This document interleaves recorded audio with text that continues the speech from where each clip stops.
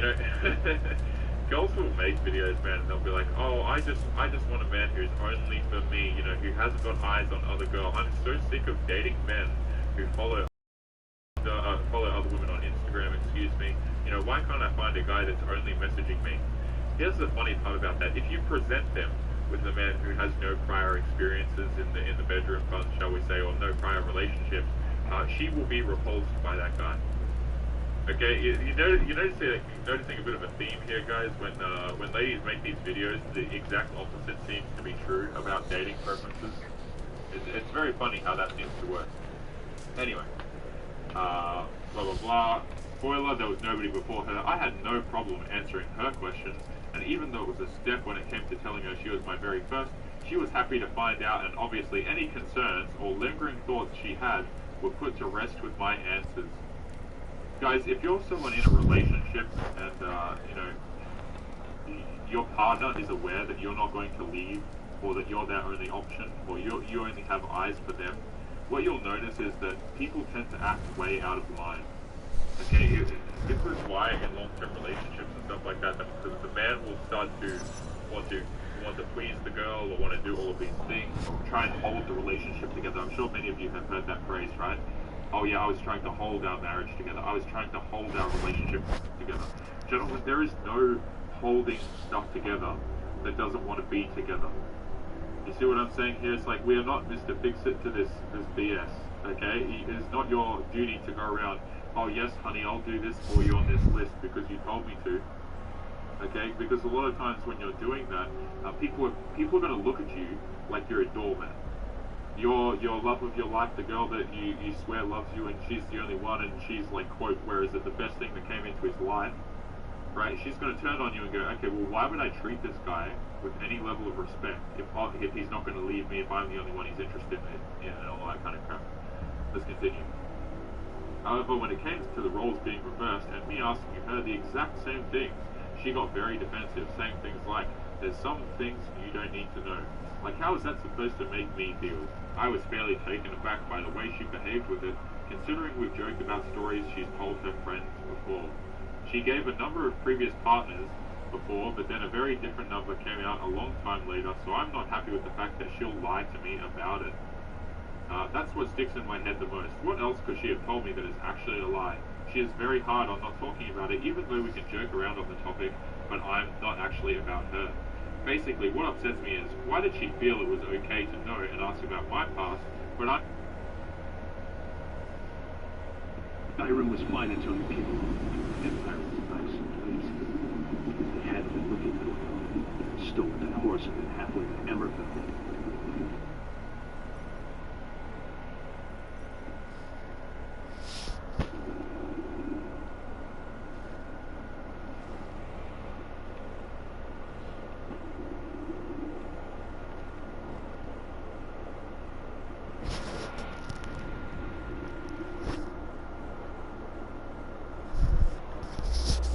Okay, I posted the Patreon link.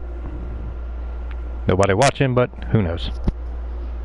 Okay, I posted the Patreon link.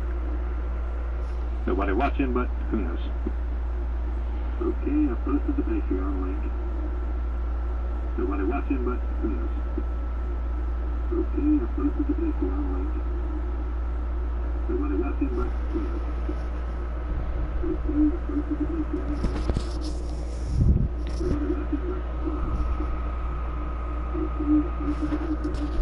Yeah.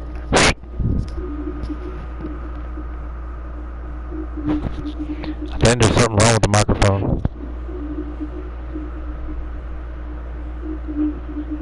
There's something wrong with the microphone.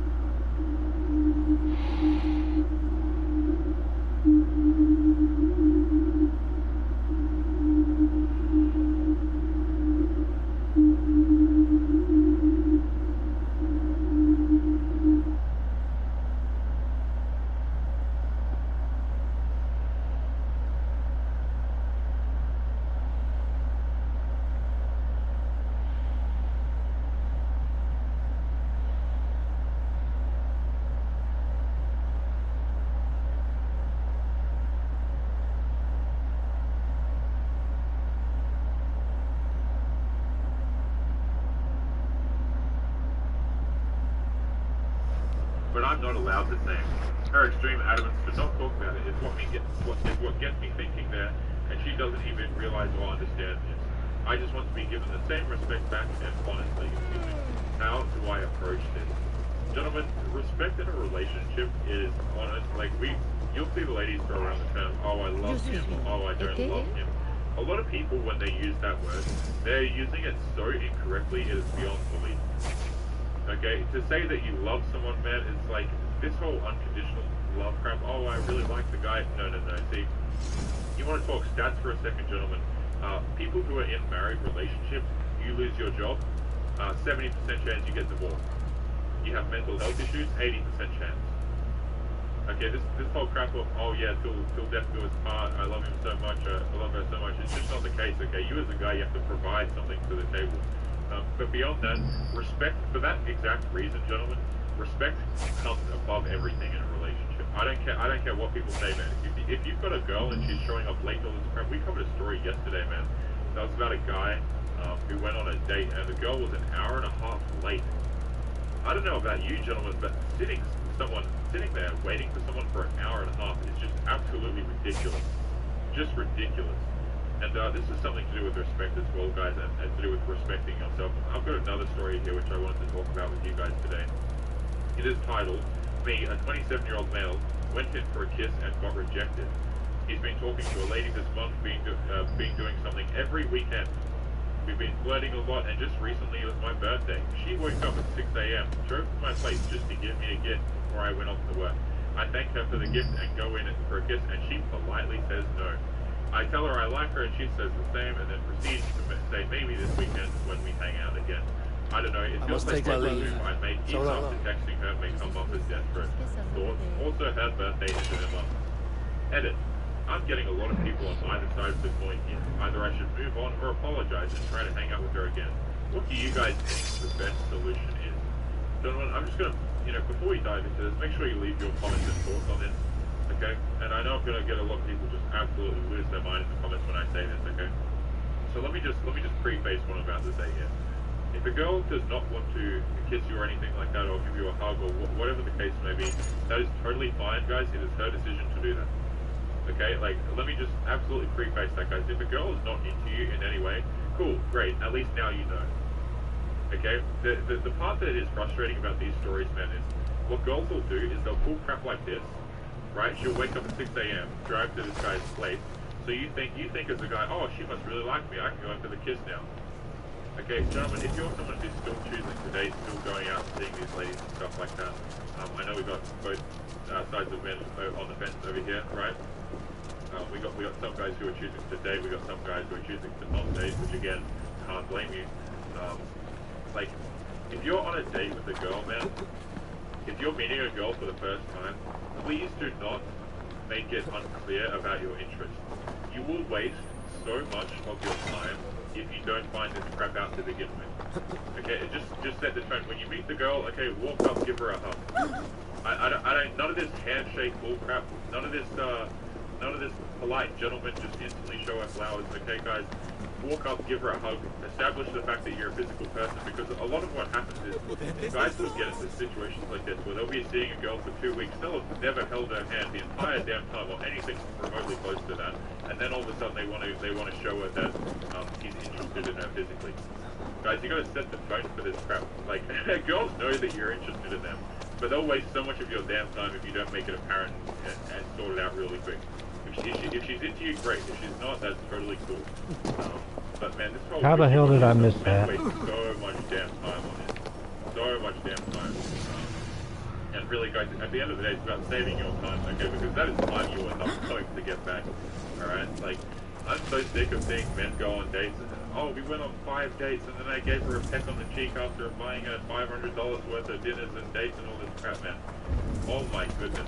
We're not out here, wasting that much money on these girls who have no interest in you. Find out early, move on if she's not interested. Don't sit there trying to make her interested if she doesn't want to do something that's totally cool. But just save your time. Like, your time is precious. Let's continue with the video. So, I have some college sorority friends. They all decided that they would challenge each other and see who could sleep their way through the alphabet first. As in hook up with a guy, beginning with each letter of the alphabet. I mean, seriously, what could go wrong? They just started this challenge 2 months ago. One of the ladies already made it to letter K last night, and then found out today that she is pregnant with child gone in the oven. And not with 1, not with 2, but with 3 babies! Well, look, this girl could very much be lying for the sake of the video. But what's so funny about this? You know?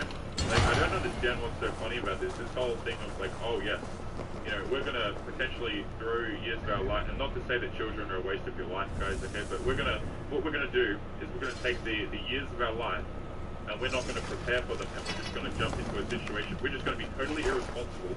We're gonna have children, bring them into this world, in all likelihood, completely unprepared to take care of them, and we're just gonna laugh about it. Like, I don't know, man. Like, when did this stuff become funny? Like, who finds this kind of crap funny? If you have a child as a result of some challenge to see how many men you can get with, my goodness, man. My goodness, we are a little bit off the path these days. I gotta say that. Alright. someone was fertile, and she doesn't know who the dad is. It could be Alex, Ben, Caleb, Darren, or the other 6 guys. But on the bright side, she hooked up with letter K last night. Therefore, Kevin from Arkansas State University, you are not a father, champ. Congratulations, bro! As for the rest of the letters, it's a guessing game. Who's it? Again, like, if this was real, which, you know, it's probably not, okay? It's probably not. But man, it's just not funny. You know, like, people are out here playing, like, coin flips with their lives and the lives of other people, thinking that it's some kind of fun joke, man. You know, we like to joke about stuff on this channel, guys. I like to show you funny stories and stuff like that, and oftentimes serious stories. But you know, those serious ones, guys, we're not out here laughing at the people who get screwed over in the situation. You know, and a lot of the times as well, the people who get screwed over in these situations are the men.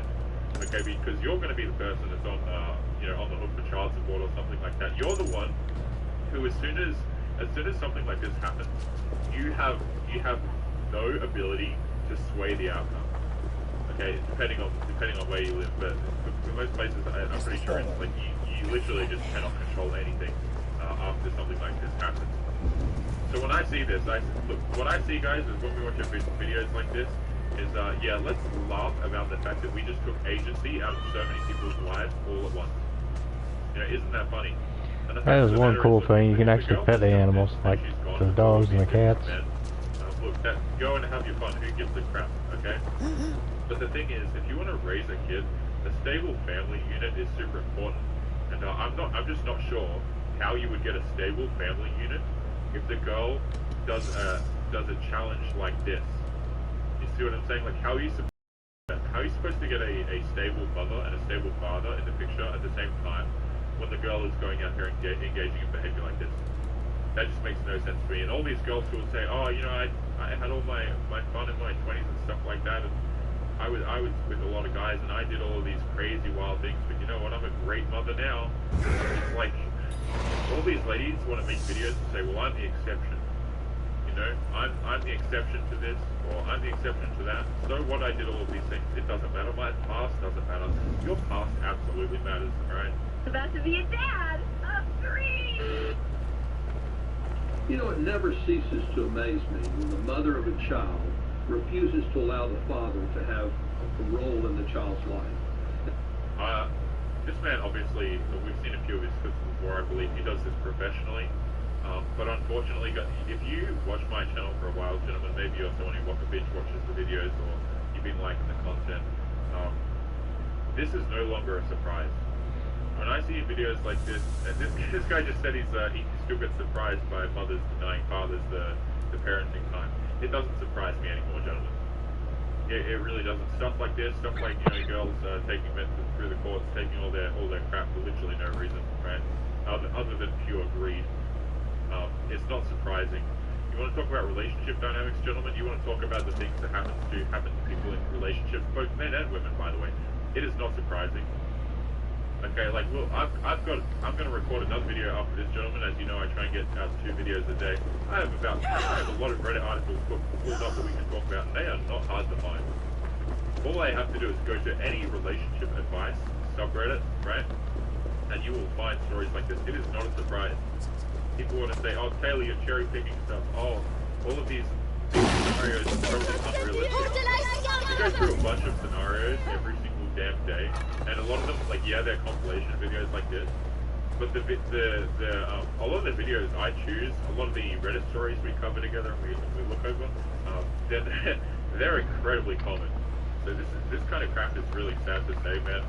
And a lot of you probably, I don't know if you feel the same way or not watching this, but I'm just no longer surprised. And that's kind of like a really, not a fantastic spot. But let's continue. And this can happen before or after a court order. If it's before a court order, then the mom's pretty much in charge anyway and can deny father parenting time. If it's after a court order, then I have seen mothers do everything in their power to make it so difficult for a father to have a role in a child's life that the father just gives up finally. Yeah, and look, that's really the nail in the coffin for this sort of stuff, okay? Because here's what will happen. The mother will deny the father parenting time, okay? And she's going to raise that child thinking, and the child's going to grow up thinking, oh, well, I've got a deadbeat father. Okay, and meanwhile, you've got all of these dads out here, you've got all of these fathers out here, and who want to see their kids, and they finally give up, right? They finally give up. Their kids being brainwashed against them, their kids being brainwashed to dislike them, think that they're a deadbeat father. They get no time with the kids anyway, and so they finally give up trying to see the kids. And now, you may think that what I just said there, oh, Taylor, that never happened. It absolutely hasn't. And that's the really messed up part about this, guys. And we'll move on in a moment here. I don't want to be too negative, but guys, you've got to understand that you as a man, if you want to get, like, at the very start of the video where we looked at the challenge and all that kind of crap that the girl was talking about, there are risks to this stuff, alright? And as the man, you are going to be on the receiving end of a lot of this kind of stuff by default. Okay, you don't have the opt-out card like the ladies do. You're in this, man, and sometimes you're not going to be able to see your kids. You know, like, we as men, we're kind of raised with this idea that, you know, what we should be trying is to get into the ladies' good books, and everyone has your best interests at heart. Not everyone has your best interests at heart, guys. You know, you should be doing what you want to do, within reason, of course. Like, don't go out there doing crazy stuff, but, like, I always hammer on this in videos, man. Focus on your hobbies, focus on the stuff that you're interested in, and the stuff that you care about. Because, man, look, some of this stuff is really dangerous. If you want to go out there and have fun, that's totally cool. I don't fault men for doing that. I don't fault men for not wanting to do that. But situations like this, man, are just, they're a little bit too common. And when I say too common, the fact that they happen at all is very disturbing. What mothers don't understand in those situations is that without a father in the child's life, the child is much more likely to get pregnant before they turn 18. Oh, yeah. If a girl is an 80% chance she will become pregnant or drug addicted before she's 18. Wow.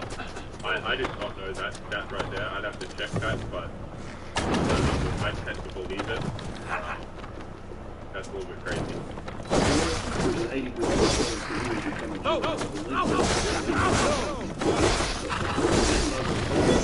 child's life, that reverses 20% chance that the child will become a believer or get it. That's kind of, okay, goodness gracious. I didn't mean to scare you. You just kind of like that. I didn't know what was next. Look, if you're a dad out there,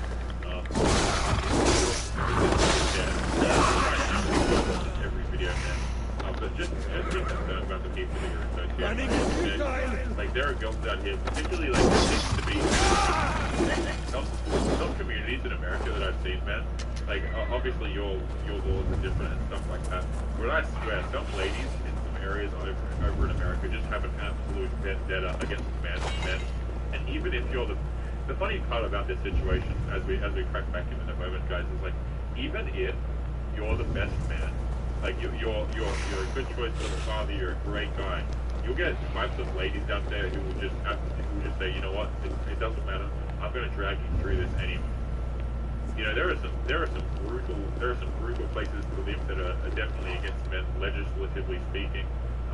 I know that some areas, like depending on where you live, there are some areas in America, I believe, where like you can just cohabitate for a bit, and then you know you're on the hook for so many different things, and those are the kind of states and places that as a man you're just totally screwed. That actually exists in a lot of places, as far as I'm aware, right? Where if you're a dude and you live with a lady, well, you can be considered, you know, in a relationship kind of thing where she can take off your crap and all that.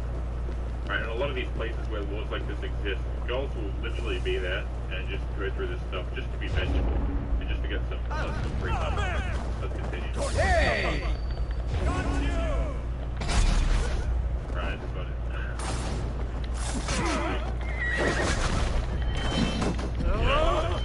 Goodness, we could just count it. You know, when we watch videos like this, man, we should make a segment. I probably won't, but guys, it would be so easy to just make a segment of this show where it's just count the red flag. Let's have a quick look. Alrighty. We got 1, we got 2, we got 3. We got 4, we got 5. Okay, I counted 5 just off the bat there. You know, we got the glass, which for YouTube purposes is obviously just water, gentlemen. Calm down. We got a glass here. We got the tattoos on the hands that you guys can't necessarily see, but there's some down here too. We got the stretcher earrings, right? We got the whack hippie house plants. We got the candle over here, gentlemen. Like a lot of this stuff you can just tell from a mile away. And then we got the fact that the platform is TikTok. I mean, what more do you need, right? I know I'm not perfect, but I didn't ask you to go on. Right, interesting. Yeah, a lot of these are muted, and the thing about this is, girls who are on this, a lot of times they'll be using our favorite songs, gentlemen. Man, I love watching Replicant Business videos where he talks about that. Man, I gotta make some sound bites with crap like that. But goodness gracious me, a lot of them are dancing to this kind of crap, but you know, we did a video a while ago where there was like a lady dancing to WAP, and I skipped the song. And I didn't realize how many of you in the comments were so happy that we actually skipped it. Like there was a guy in the comments that said, "Oh, I'm so glad that Taylor skipped that song," and a lot of you agreed. Interestingly enough, but guys, we might wrap up with one more quick story here, and I'm just going to pull up something for us to have a look at. All right. Now, you may be looking at the title thinking, "Taylor, is this real?" You know, I tend to lean on the side that it is. The title is, "Girlfriend cheated on me, and a psychologist says she doesn't have to deal with it. So I told my girlfriend she's bisexual. Her best friend, also a girl, is manipulative, and that she has bad influence over her because she started lying to me, started not feeling guilty, just like her best friend. So we got in an argument in which she said that she didn't have feelings towards me, just lying to myself in brackets, right?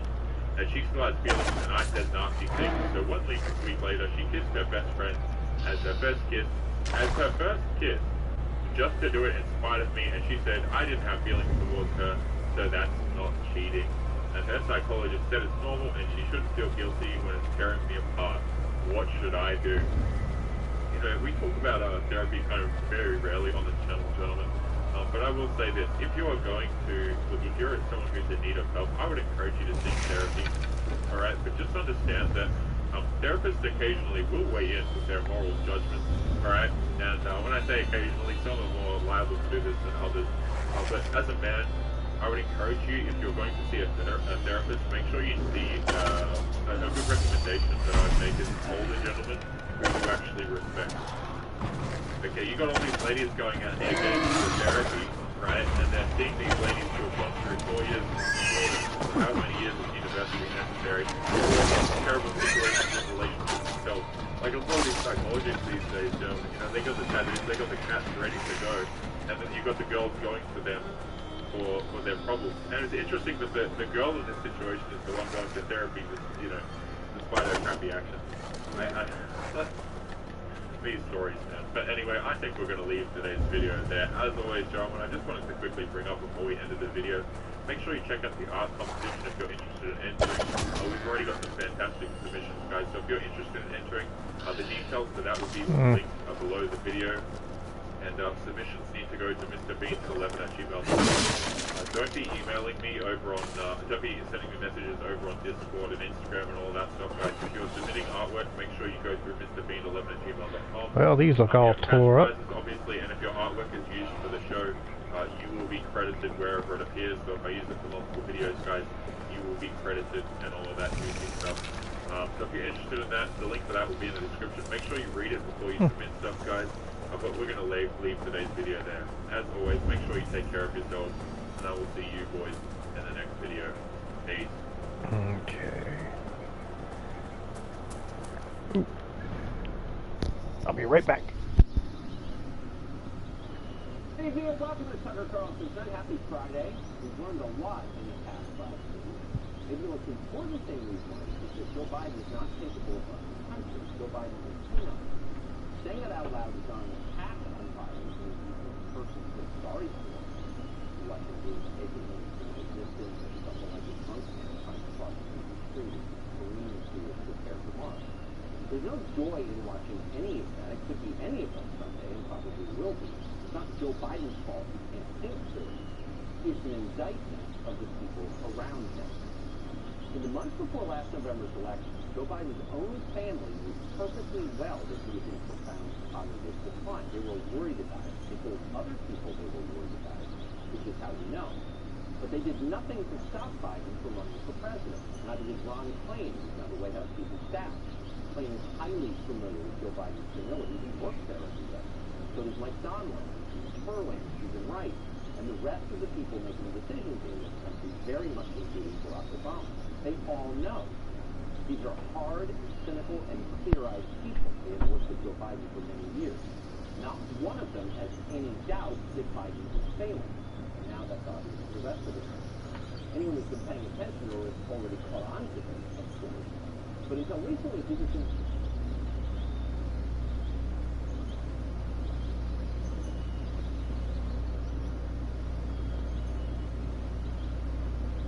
Yo, we got a video here today, and it's life after 35. Like no one challenges Lucy Stratus.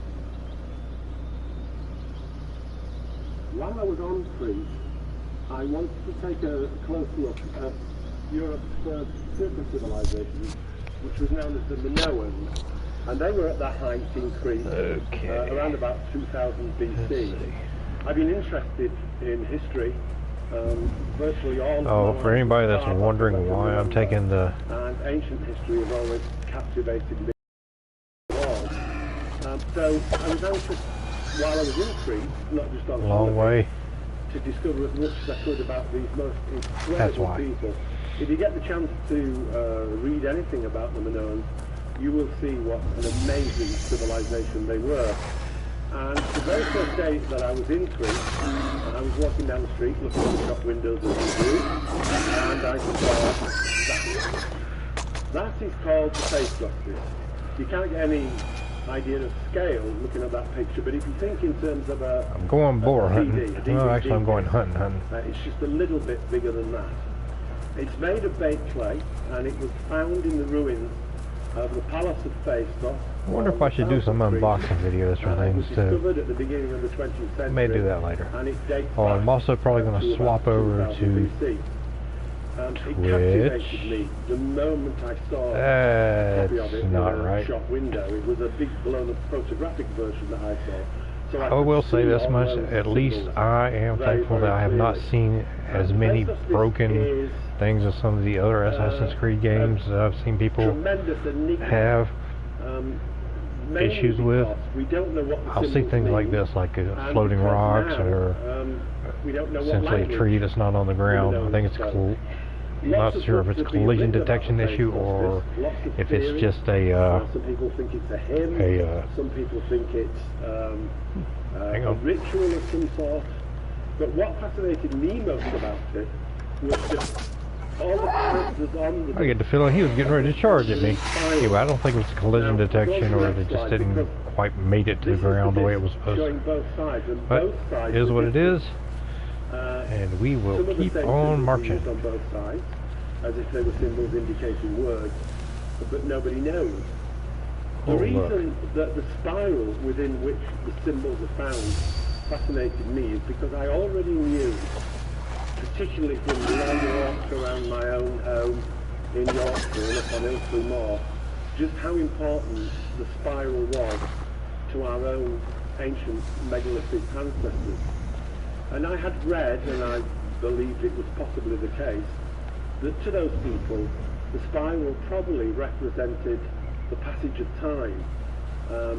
It almost certainly was associated with the movements of the sun. There are double spirals, for example, that have been found at Newgrange and other places in the south of England, which seem to indicate our ancestors' ability to understand the sun's movement along the horizon throughout the year. These people were the first farmers. It was important to them to be able to track the seasons, and because the spirals were on the face notices, something that occurred to me as a possibility was that what we might be looking at here was some sort of calendar. Now I have to admit, all these years on, that there was a very definite case of intuition going on here, because I had no proof at the time for any of this. But the guy who ran the hotel where I happened to be stopping, I talked to him on the first night, really nice guy called George. Kate and I have been back to see him since, and we're able to give him a copy of my first book, because the day after, at breakfast time, he presented me with that, which is my copy of the face justice, and it's been applied to me since. So, I started to ruin the holiday, absolutely ruin the holiday. I started to look at the symbols, couldn't make any sense of the symbols, but the number of symbols and the groupings within which those symbols could be seen quite quickly started to make sense to me. And down he goes. The reason that it made sense to me was because of my interest in calendars. Now, we have a calendar which is based on 365 days, and we add a day every 4 years or so, which more or less keeps our calendar correct with the solar calendar. It doesn't actually. We have to do different things in century years and in millennium years, but we don't have the best calendar with a thing, but we certainly don't have the worst. And because we're so technological these days, even minute changes can be made. But because there are 365.2564 days in a year, nobody can have a calendar based on a number of days. Something always has to be done. And it's aware that some of the Central American civilizations had used more than one calendar simultaneously, and they'd managed to compensate their calendar, the solar calendar, by using more than one cycle, like cogs within a gearbox. And when they came round to a particular point, they knew that they had to either take off or add a year to the calendar in order to make it come right. And it had also occurred to me that a very convenient calendar might be one that would take not on 365 days, but then 366 days. I reasoned that this was the case because it seemed to me that it would be more easy to regulate and to take days off the calendar rather than to add them on would probably be a more sensible solution. I noted on the face of this that one side of the disc contained 123 symbols within 31 groups, and the other side had 119 symbols within 30 groups. That's that. So, let's just assume, as I did, sitting there in Crete at the bar and going nowhere, that the civic year is 366 days in length. It would then be possible to use the face system to compensate for the year. And the way we would do this would be, we would count off the number of symbols on the first side of the disc, which has 123 symbols, and we would count those off 4 times, which would lead us to 492 days. If we were to then remove a day from the ritual calendar, it would bring us so close to the actual solar calendar that virtually no other compensation would need to be made. Therefore, beat our systems in path. The reason that there's a second side to this is because this runs in cycles of 40 years. 40 is something that Chris and I would come across time and time again. Really wish there was a better shield breaker technique. Our ancestors. Now, you might say, well, okay, so this is around about 2000 BC. What on earth can this possibly have to do with the megalithic people of Great Britain? And that was something that I came to looking at very closely about the time that I wrote the book on Jupiter. That was my first book in this adventure, which now has lasted for all of my life. Because everything else that I've done, everything else that I've studied, relies intimately on what I discovered in the book. So my first book, the one that I came to the conclusion at the end of the book, that there was a relationship between what the Minoans were doing and what our own megalithic ancestors were doing. This isn't as extraordinary as it might sound. The Minoans were a Bronze Age culture. They relied entirely on what they could make and what they could sell. They were incredible sailors.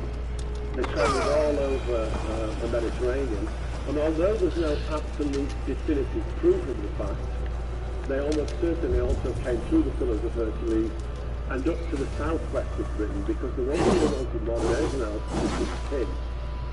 Tin is one of the components of bronze, and they made and exported goods made of bronze to all parts of the known world. Tin is in very short supply elsewhere in Europe, apart from in Cornwall. So it seems almost inevitable that they would have had to come to Cornwall to get that tin, and that therefore they would have mixed with the megalithic cultures that were in existence at that time in Bronze Age Britain. So, not long after I'd written this book, I got in touch with Christopher Knight. He'd been, this is Chris by the way, he'd been working with Rob Lomas on a number of books, and he'd happened to touch on some facts which I thought were germane to the research that I'd been doing, and so we got together. He and Robert did not write together after that particular point in time, and we found out that Chris and I had one particular thing that we both held almost as sacred in our minds, and it was to do with a guy called Alexander Thom. Alexander Thom was still alive at that time. Unfortunately, such was the length of our research that Alexander died by the time we would have felt confident enough to get in touch with him. So we never met him, and a year or two later his son Archie died as well. So one of the great sadnesses of mine and Chris's life is that we never got to meet this man. So why did we want to meet him? What was it about Alexander Thom that fascinated both Chris and I? Well, Alexander Thom was an engineer, and he was a professor of engineering at Oxford University after the Second World War. He was a Scot, and he was also a very competent and very keen sailor. He used to sail yachts all around Scotland, in and out of the locks, around the islands. And because he was a man who was interested in almost everything, he found himself being particularly fascinated by the proliferation of stone circles, ancient stone circles, which could be seen from loch sides or from on the island. And when he was a child, his uncle had given him a telescope, so he was also interested in astronomy. And he looked very closely at the stars and planets, gained a bit of knowledge about them, and in particular he was fascinated by the phases and movements of the moon. And he wondered, when he looked at these ancient stone circles, whether what these people had been trying to do was to better understand the tides, which of course are heavily influenced by the moon, because he reasoned that there was no way to get about in those ancient times, especially in Scotland. other than by water, really. So it was lots, rivers, coastal navigation. Must have been the way people got about, because we know that there were extensive trading links. So, because he was an engineer, he decided to investigate this situation more closely. In his spare time, of which he had quite a lot, he would go off with his family and with a few selected friends, and he started to carefully survey as many of these megalithic structures as he possibly could. It went on for decades. Hold up. He had, by the time he was too old to do it anymore, the greatest reservoir of information, mathematical, about our megalithic ancestors than anyone before or since. He became known as the father of astroarchaeology, and nobody doubted in the end that he was right in his assessment that a lot of the stone circles, in Scotland especially, had been used as a means for tracking the moon, which has notoriously difficult movements because it's so close to the Earth, because of its angle to the Earth. Just as an example, Kate and I were looking at the moon last night. If it's out tonight, you'll see that it's quite high in the sky, whereas at the same time on its last circuit, when it was nearly full, it's full tonight I think, or early tomorrow morning, but if you look at it as it was 29.5 days ago, it was much lower in the sky, and it varies a great deal. They needed to be pretty astute, these people, to understand how the moon works, and therefore how high and low tides were going to be at any given point in time. Now, Alexander Todd. We have all heard of the myths and the legends of our history, but is there another story?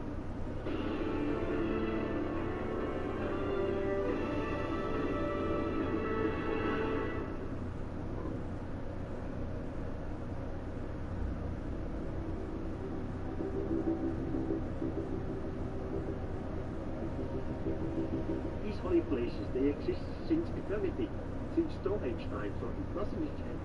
You can't change nothing there.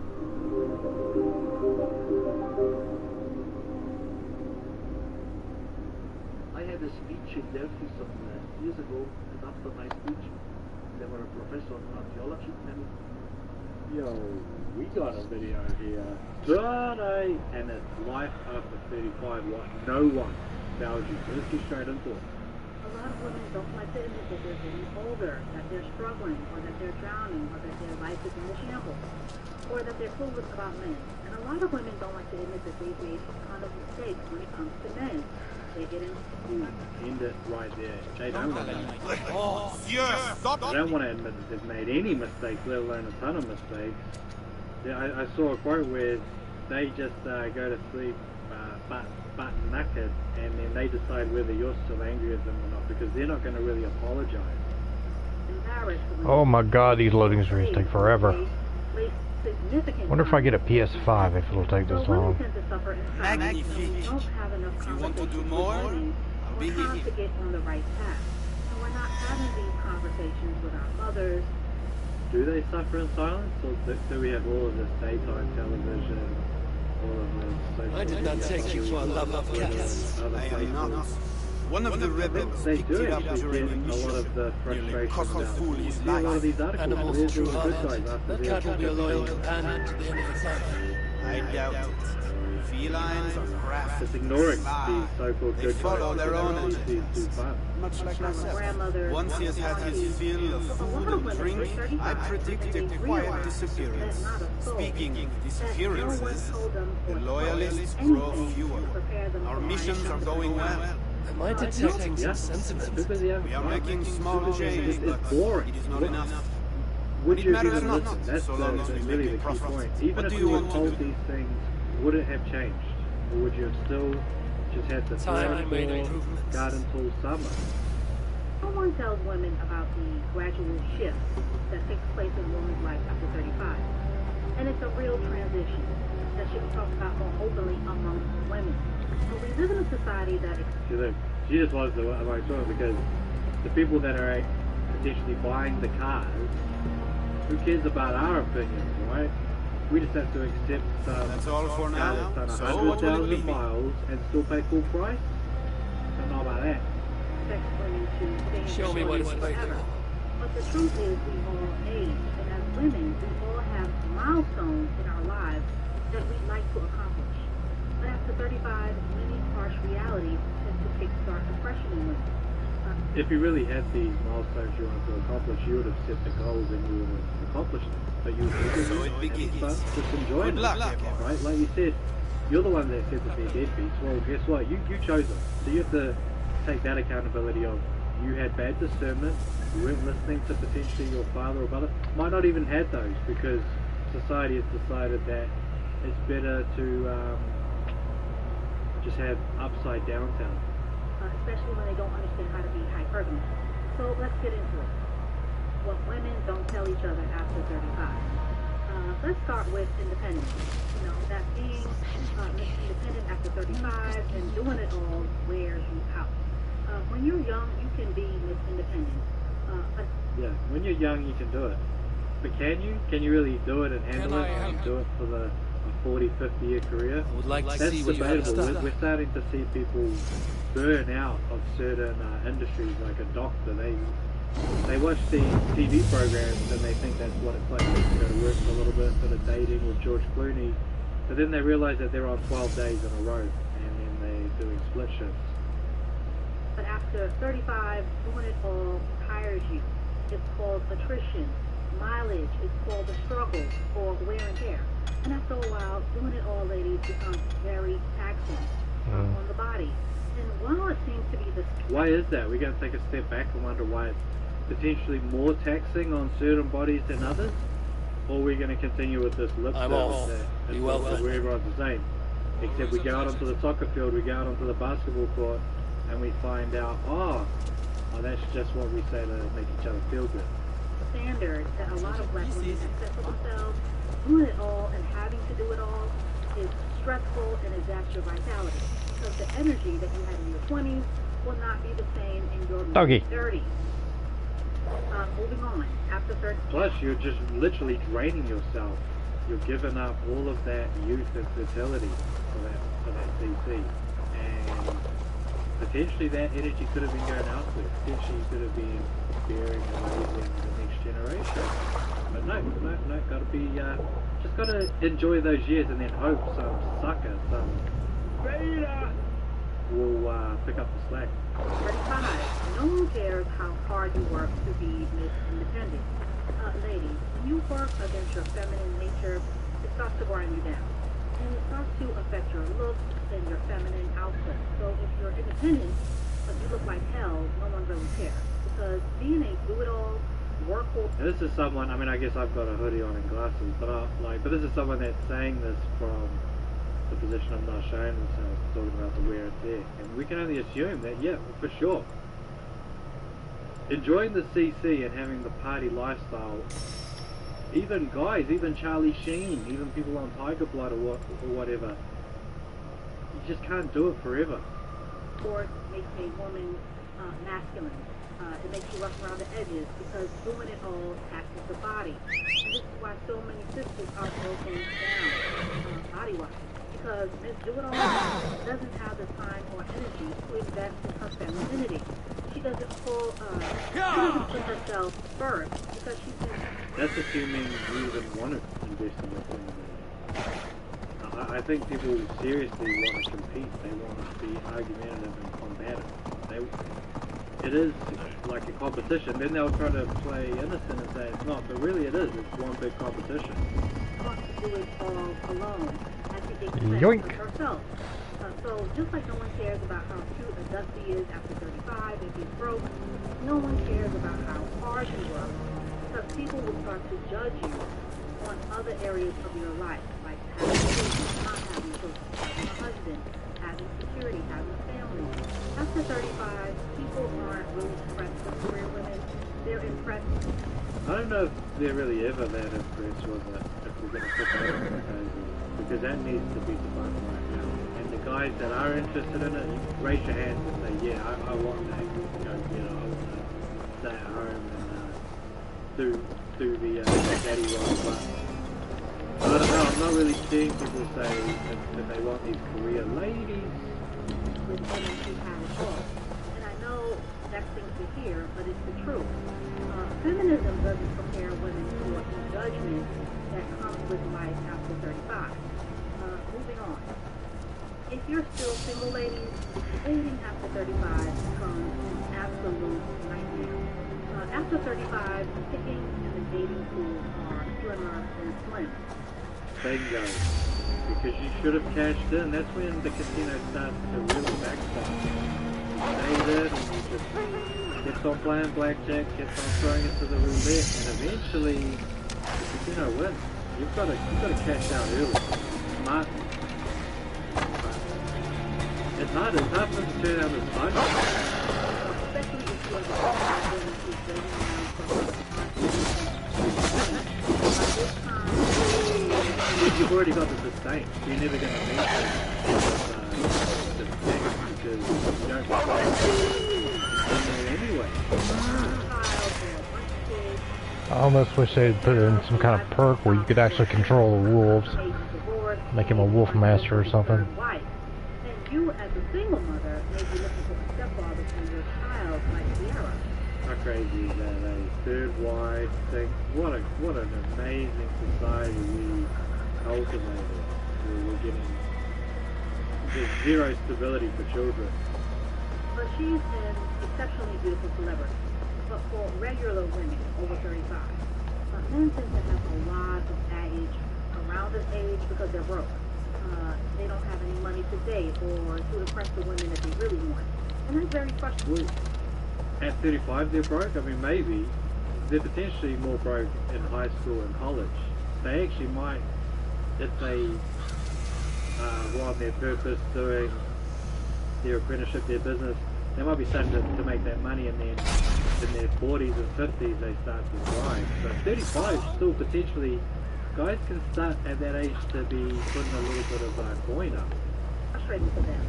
And dating after 35 is when the pool of rejects tends to get bigger. You know, these are your abusive men, your mentally ill nuts, your narcissists, your misogynists. Get the papers out. If you look at all the gaslighting and projecting, yeah, these guys that you pick out, that you choose. And then quite frankly, the world is created. If we want to go down that road, who has been the custodians? Who's been the caregivers? You've got all of these solo households, and then you look at these primary schools and kindergartens. They're all taught by ladies as well. Who's cultivated this mayhem? I must be careful are now. Usually the ones that are the leftovers. These are the men that no one wants.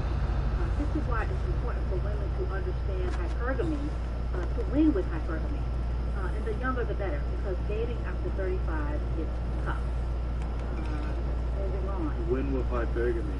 Because she's talking about third husbands. That's what they're looking for, is the guys that are high value and get divorced. Because it's ultimately, they're just going for the same 10%. They're going for that same cream of the crop. Talk about weight. After 35, ladies, you gain weight when you start to age. After 35, the pounds come on, and they don't go away as easily. You know, weight loss can happen at any stage for a woman. I'm going to go out on a limb and say the pounds start coming on at 25. Quite frankly, the pounds are starting to come on at 20. There's some big people. I'm just speaking on New Zealand here. I'm not speaking in America. I'm saying in New Zealand, big NFL up-and-coming linebackers. Right. But after 35, our metabolism starts to gradually slow down. And after 35, our bodies hormonally start to give us more backlash when our diets lack nutrition. Some people can get away with eating fast food for a long time, but it eventually catches up to everyone. Of course, that is just across the board. Eventually, it catches up to everyone, and we need to take advantage of our tools and our abilities and make the most of it. But anyway, gents, we're going to leave it there as we want. Comment, but slow. And hit that like on the way out. It takes 1.5 seconds, and we'll see you on the next one. Peace out.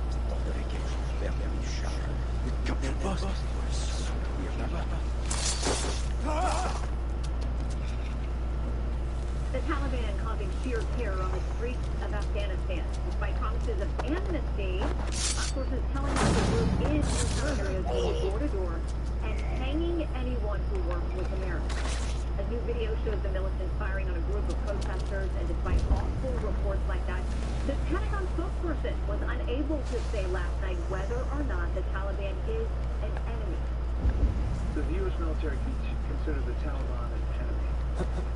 We're focused right now. The thing we're working on right now is time and space. We want to get as many people out of Kabul as we can in as little amount of time as we can. There are no hostile interactions right now between American forces and the Taliban.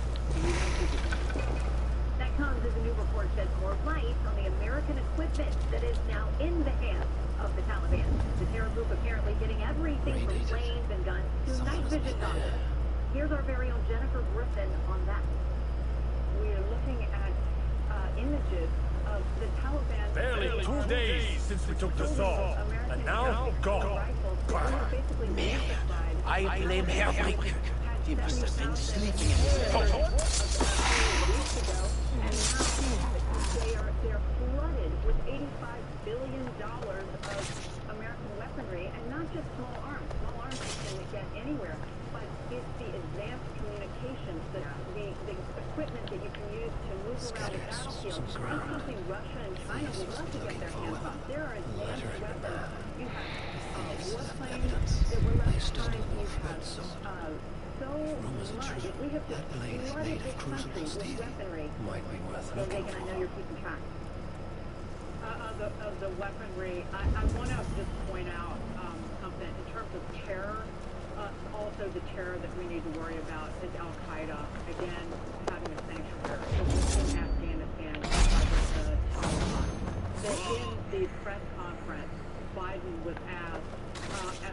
He said Al Qaeda is now gone in Afghanistan. Al Qaeda's gone, and then a short while later, Jennifer Griffin pressed Kirby, the Defense Department spokesman, on that, and he reversed course and admitted that Al Qaeda has a presence in Afghanistan. Of course they do. The United Nations said that they do in their recent report. Actually, Al Qaeda has presences in 15 provinces. And I called, and this is, and Jennifer, she was just so incredible today, said this is the same thing. It's a repeat of what began in the early 90s in Afghanistan, with a vacuum being created there. I called Andy McCarthy, who prosecuted the Blind Shade, and he just walked me through what was going to happen. He said, the terror, he said, our defenses here in the United States are better, but fully expect in short order Al Qaeda to start hitting our embassies overseas. This is what they did. They declared war on the United States in 96. They hit embassies in Africa in 98. The USS Cole in 2000. There were other plots against our embassies, and that's one of the reasons that our allies overseas are so upset. Angela Merkel called Biden out on it and blatantly said this is just a political move. So again, terror is coming to the United States again. The only question now is, well, the president said today that the focus is going to be on terror, counterterrorism, and using what we can in that region. Well, first of all, we've blown up partnerships, so that's going to be difficult.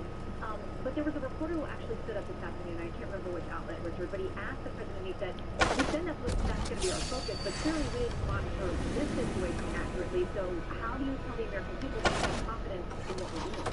Well, I think that's right. I'll be honest with you. I think that counterterrorism at this point is a day late and it's and the reason why I say that is because long before we even go down to Afghanistan, the moment that the nuclear research started to come on and started to gain territory, from that moment on, we should have expected Al Qaeda to begin to grow.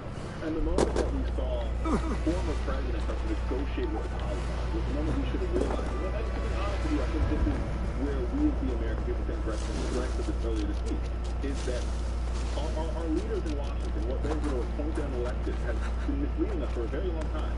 Because all we've heard is, oh, we're doing great in Afghanistan. Oh, we need a surge. And when we get this surge, it's all going to work out. And we're going to work out. But the truth of the matter is, since 2006, not because of the failure of our troops have been doing a masterful job, but because of the failure. Terrible. They're going to difficult situations. Now we put them in the worst possible. Absolutely.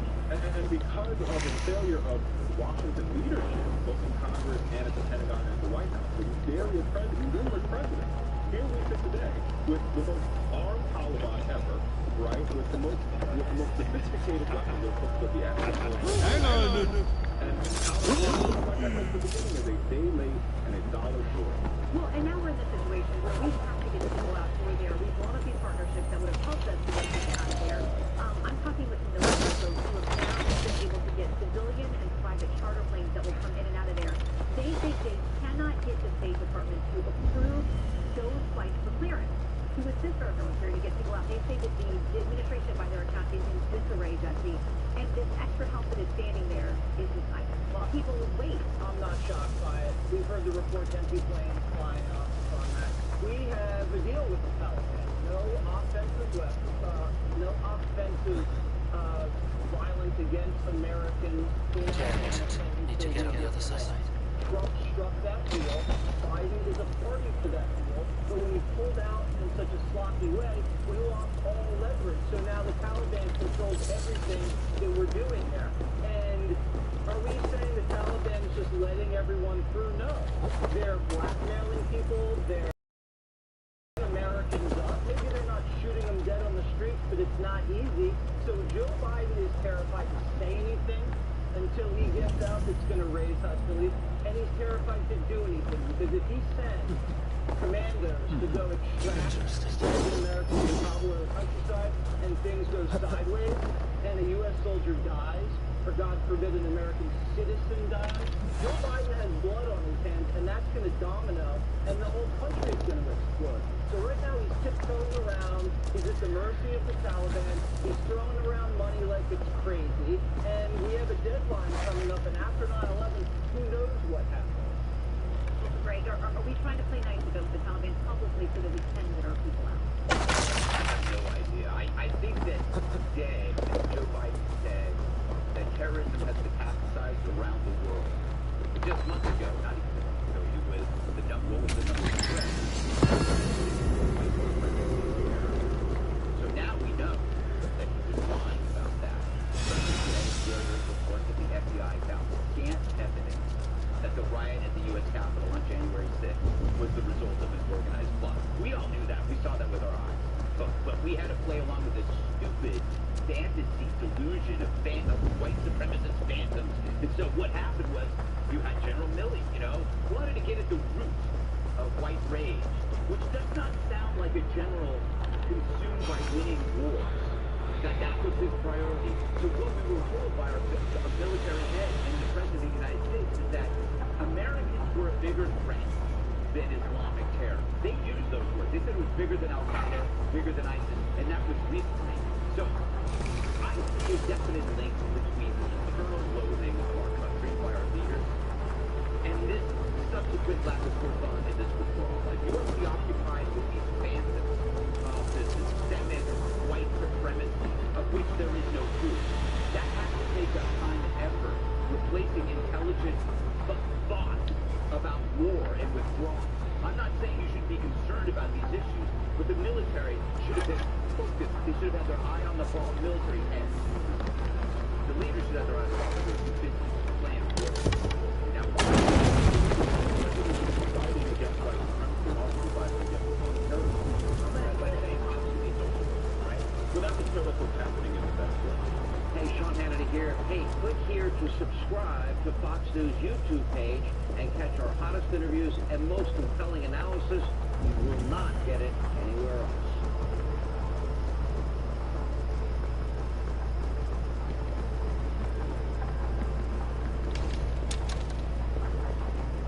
American held hostage behind enemy lines. Day 6. Hostage behind enemy lines. This is day 6, and there's sadly, we can report no end in sight tonight. month ago in July, Now you speed on to the All Fathers. Lincoln, he was warned, directed 5 weeks ago by 23 top diplomats inside of Afghanistan that the fall of Kabul was in fact imminent. The Biden administration ignored that dire warning, and here we are in this situation at this hour, where thousands of Americans, tens of thousands of our Afghan allies are in extreme danger. Their lives are at risk. Many of these allies will be murdered if they are left behind. And the worst part of all is, every bit of this was preventable. President Zelensky has been completely checked out, missing in action, ignored every clear warning that this was all going to occur. At a press conference earlier today, Joe Biden once again showed his true colors, repeatedly told outright lies to the American people, and with this character, the politician, clearly no more purpose, withering the shell of a human being. Home priorities, obviously, above those fellow Americans abroad. And until midday today, Joe's plans were to go back on vacation in Delaware. And my now. Pretty much shamed that they're staying at home. The reality of the country is this.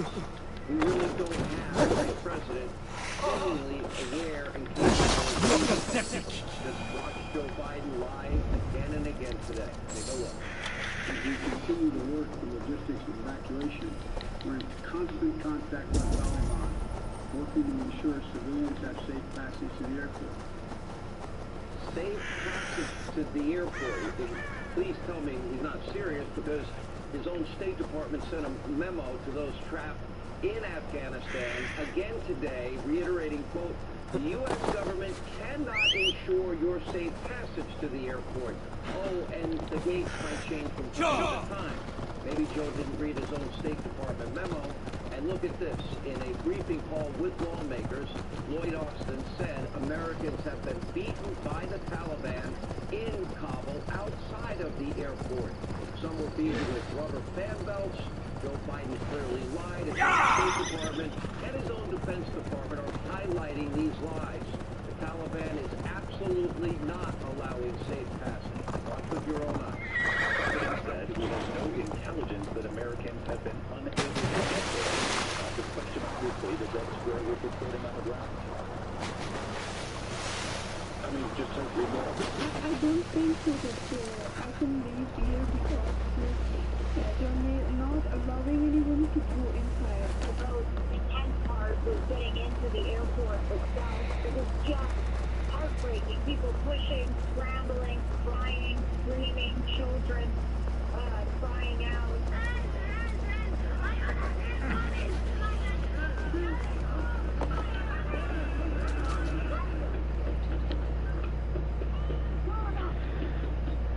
If you can't get in, you're obviously then a hostage behind enemy lines. Look at this headline, quote, CNN, ABC, NBC, Fox News correspondents fact-check Biden on Afghanistan evacuations.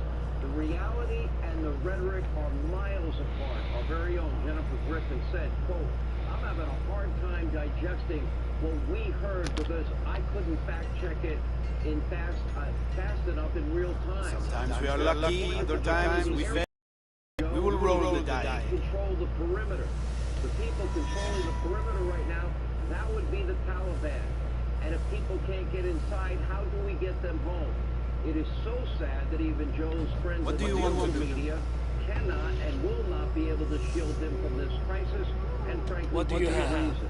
Would you want your family in the middle of this, forced to try and claw their way through several Taliban checkpoints in the midst of this utter chaos, and count and depend on the goodwill of the Taliban, a terrorist organization,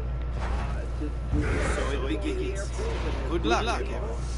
Today's State Department memo says we can't secure your safe passage to the airport, and we can't guarantee what entry points will still be open. It is a nightmare, but the horrors don't end there. The lucky ones that have gotten past the Taliban beatings and the checkpoints and actually made it to the airport, they are then forced to wait for hours on end, trapped between the walls of the airport and the Taliban fighters that are surrounding the perimeter of the airport behind them.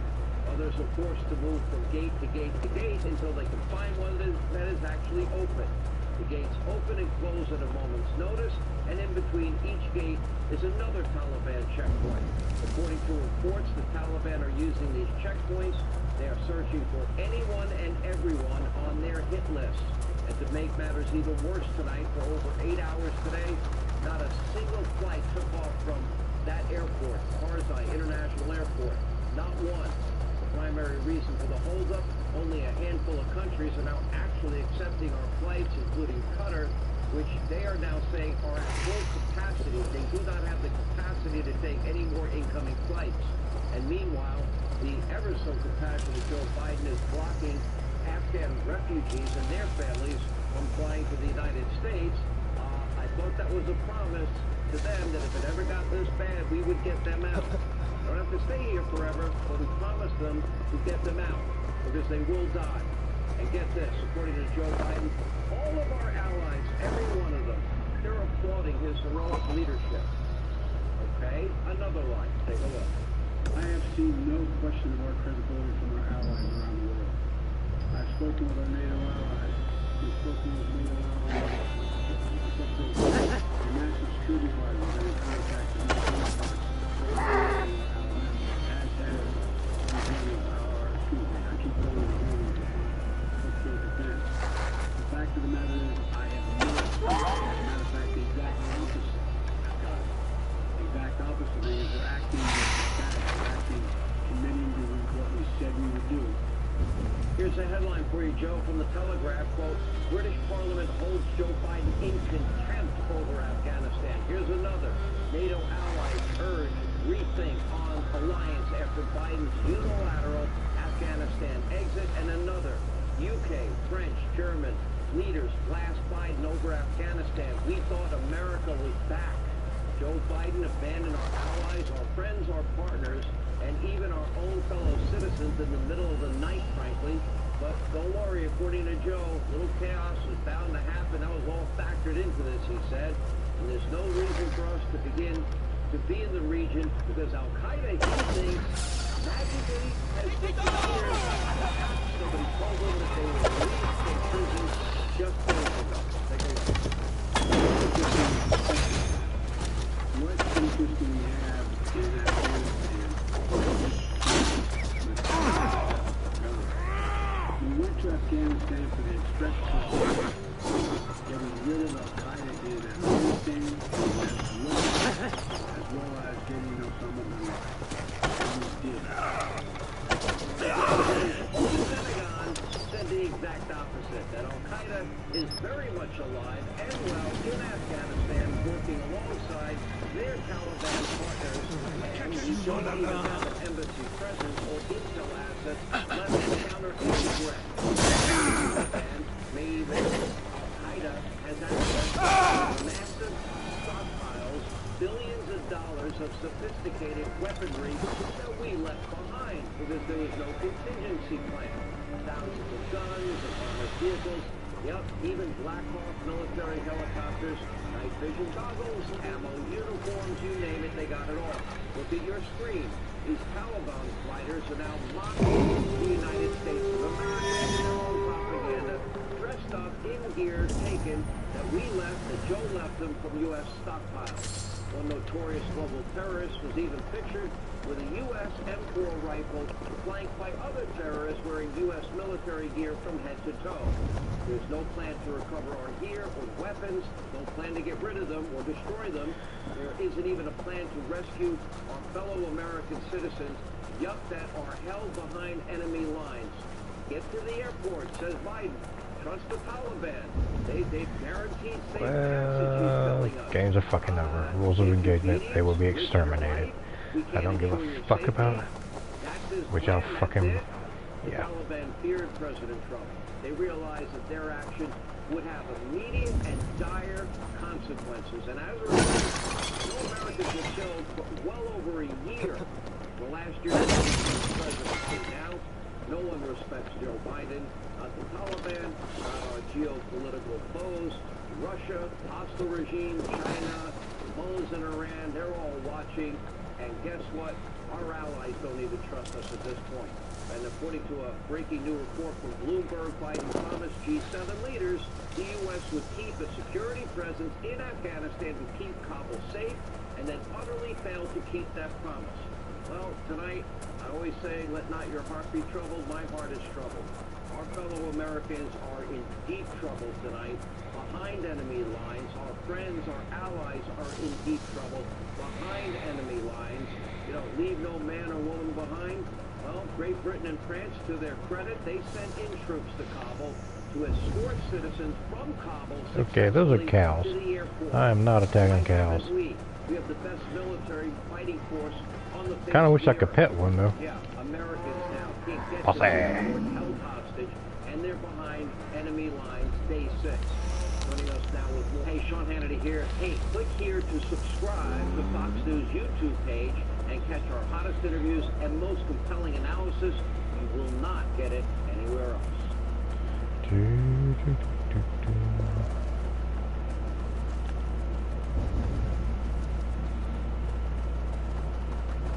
Joining us now exclusively on the phone is the President of the United States. Mr. President, thank you for taking time for being with us tonight. Well, thank you, Sean, very much. It's an honor. I appreciate you being here. You really have not had an opportunity to react and respond to the Mueller report.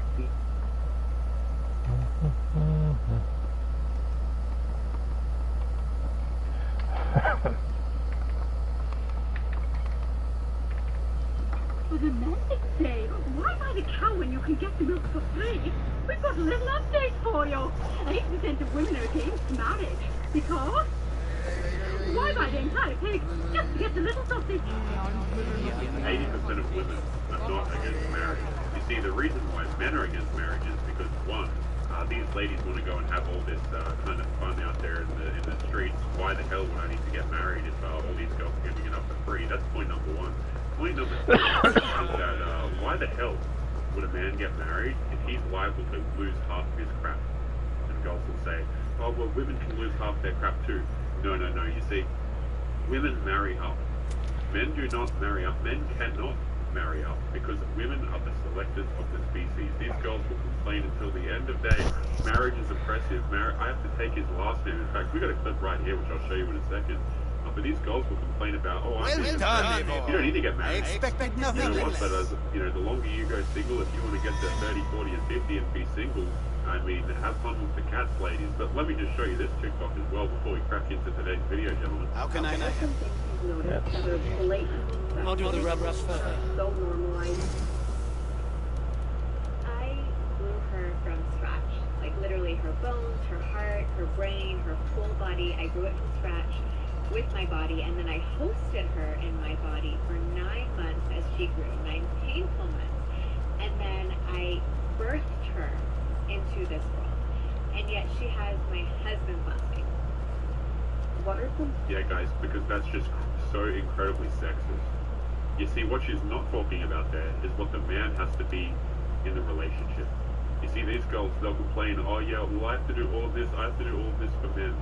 There are plenty of men out there who will accept you the way you are. You can be overweight, you can not take baths, and men will still accept you. There'll be simps out there ready to pay your way in life at every step of the way.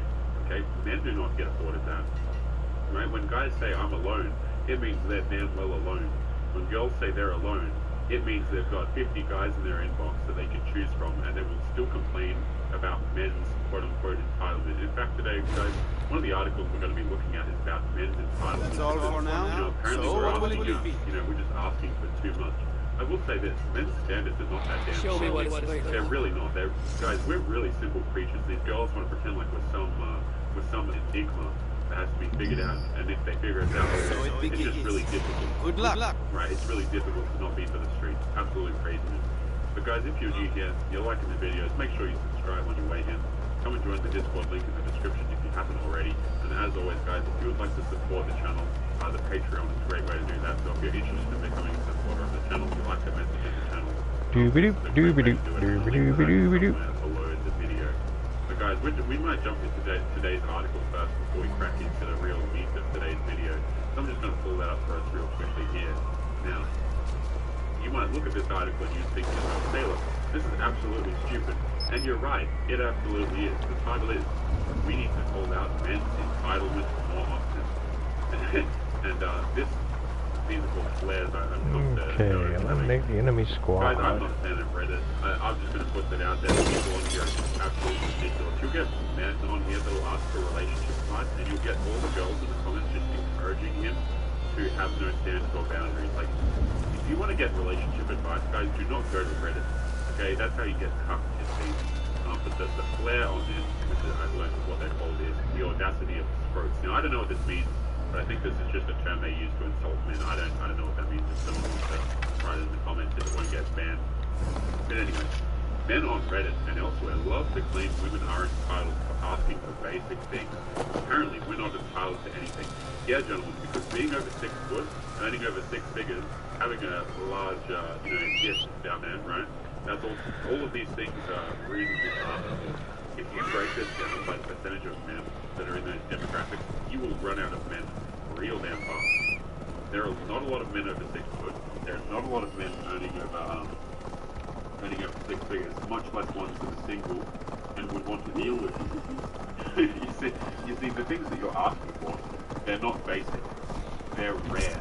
They're very rare a lot of the time. Anyway. Apparently, we're not entitled to anything. Yeah, you're not entitled to 6 figures, generally speaking. You're just not. Riding. You want to come in here with your 30k paycheck and say, well, here I am, I love you. No, first of all, no, you don't. Second of all, you're not entitled to his money. I don't know why I have to say that, guys. But anyway, I'm ranting on too much. What are the people calling it nowadays? The waffling here. That's woof, right? Not to be seen as a human being instead of a living fun toy, not the basic communication from our partners, not the chance of feeling any pleasure during the fun, not to have any boundaries in a relationship, nothing. We're going to come back to this in a second. Well.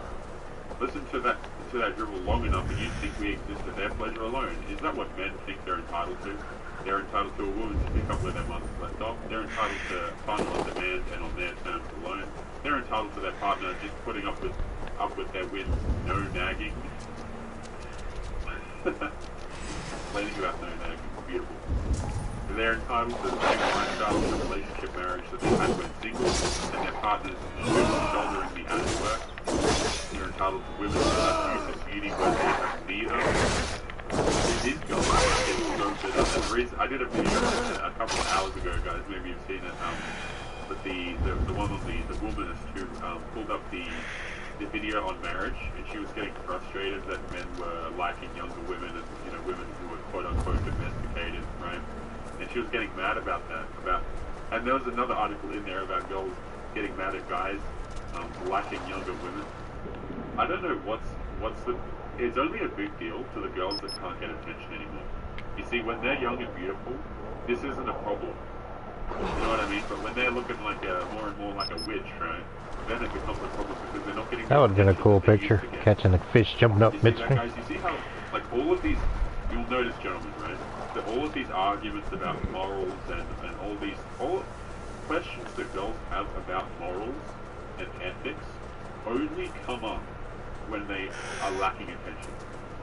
You see what I mean? And one final point I want to make before we continue with this, gentlemen, is you guys notice how a certain website that its logo was black and orange, if you know what I'm talking about. That website coincidentally took a lot of. You may have noticed that a lot of content got removed. They went through a big thing where a lot of content had to be removed from their platform. Did you notice how that issue coincided with the rise of OF? So when girls had to deal with girls were signing up in record numbers to the online spicy sites to sell themselves, that's when they all had an issue and started these petitions against the bigger sites because they didn't want to lose the attention. I hear something. They realized that, hey, these websites with the fun videos on them, they're actually decreasing the amount of attention I get, and so it became a matter of buy local. Yeah, guys, your night workers are insisting that you buy local fresh produce. Like, oh my goodness, man, it's so ridiculous. You see, these ethical questions, girls being concerned about all this crap comes up, it only comes up when their attention goes away. That's literally it. It's really disgusting, man. But this whole morals thing, oh my goodness. These people don't even know, for the most part, how morals operate. But anyway, blah blah blah. They're entitled to waste years or decades of your life while they find themselves and what they want in life. Yet he never liked you in the first place. They're entitled to fun parts of parenthood while women remain to handle the lion's share of child rearing. They're entitled to tell women what we should want and settle for in a relationship, to demand that we compromise for them. Yeah, it's almost like you're shopping out of your damn price range, isn't it? It's almost like these men are demanding things of you because they have to bring something to the table. You want a guy who earns 6 figures and is stable and, you know, who's loyal to own. You want a guy who's 6 foot, 6 figures, highly intelligent, hits the gym. You know, you want all of these things, and you want him to just accept you as you are? No. See, men have demands too. You don't like it. You can get the hell out. But what's happening is you're shopping above your price range. Guys, we're going to take a break from this article here. And to spice up the video a bit, to keep it a bit more spicy and interesting, we're going to go back into another TikTok here, which I thought that you guys might enjoy. And you already know the theme of these, but fair warning, it's pretty stupid. Let's crack into it. Say that I'm so controversial. I think the most controversial is your eyes over! You're a girl. You have to play the game. What is this game? You're allowed to play the game. Don't have to be smart. Don't have an opinion. Women have been so obsessed for so long. They believe they have to back the man. We have to start appreciating our own work.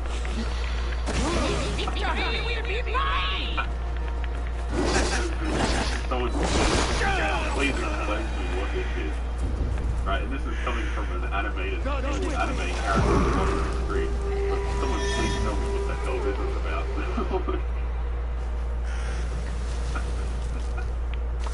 No, seriously. I love the speech. I love it. I love how we're just encouraging the cat behavior. You know, it's fine, guys. Like, at the end of the day, here's how it is. If these people don't want to back a man, that's totally fine. They don't have to. They can go and be strong. But you understand that independent means independent, right? It's like, what you'll notice how all the women in the audience nodding along, they're like, yeah, are the ones that have passed their prime.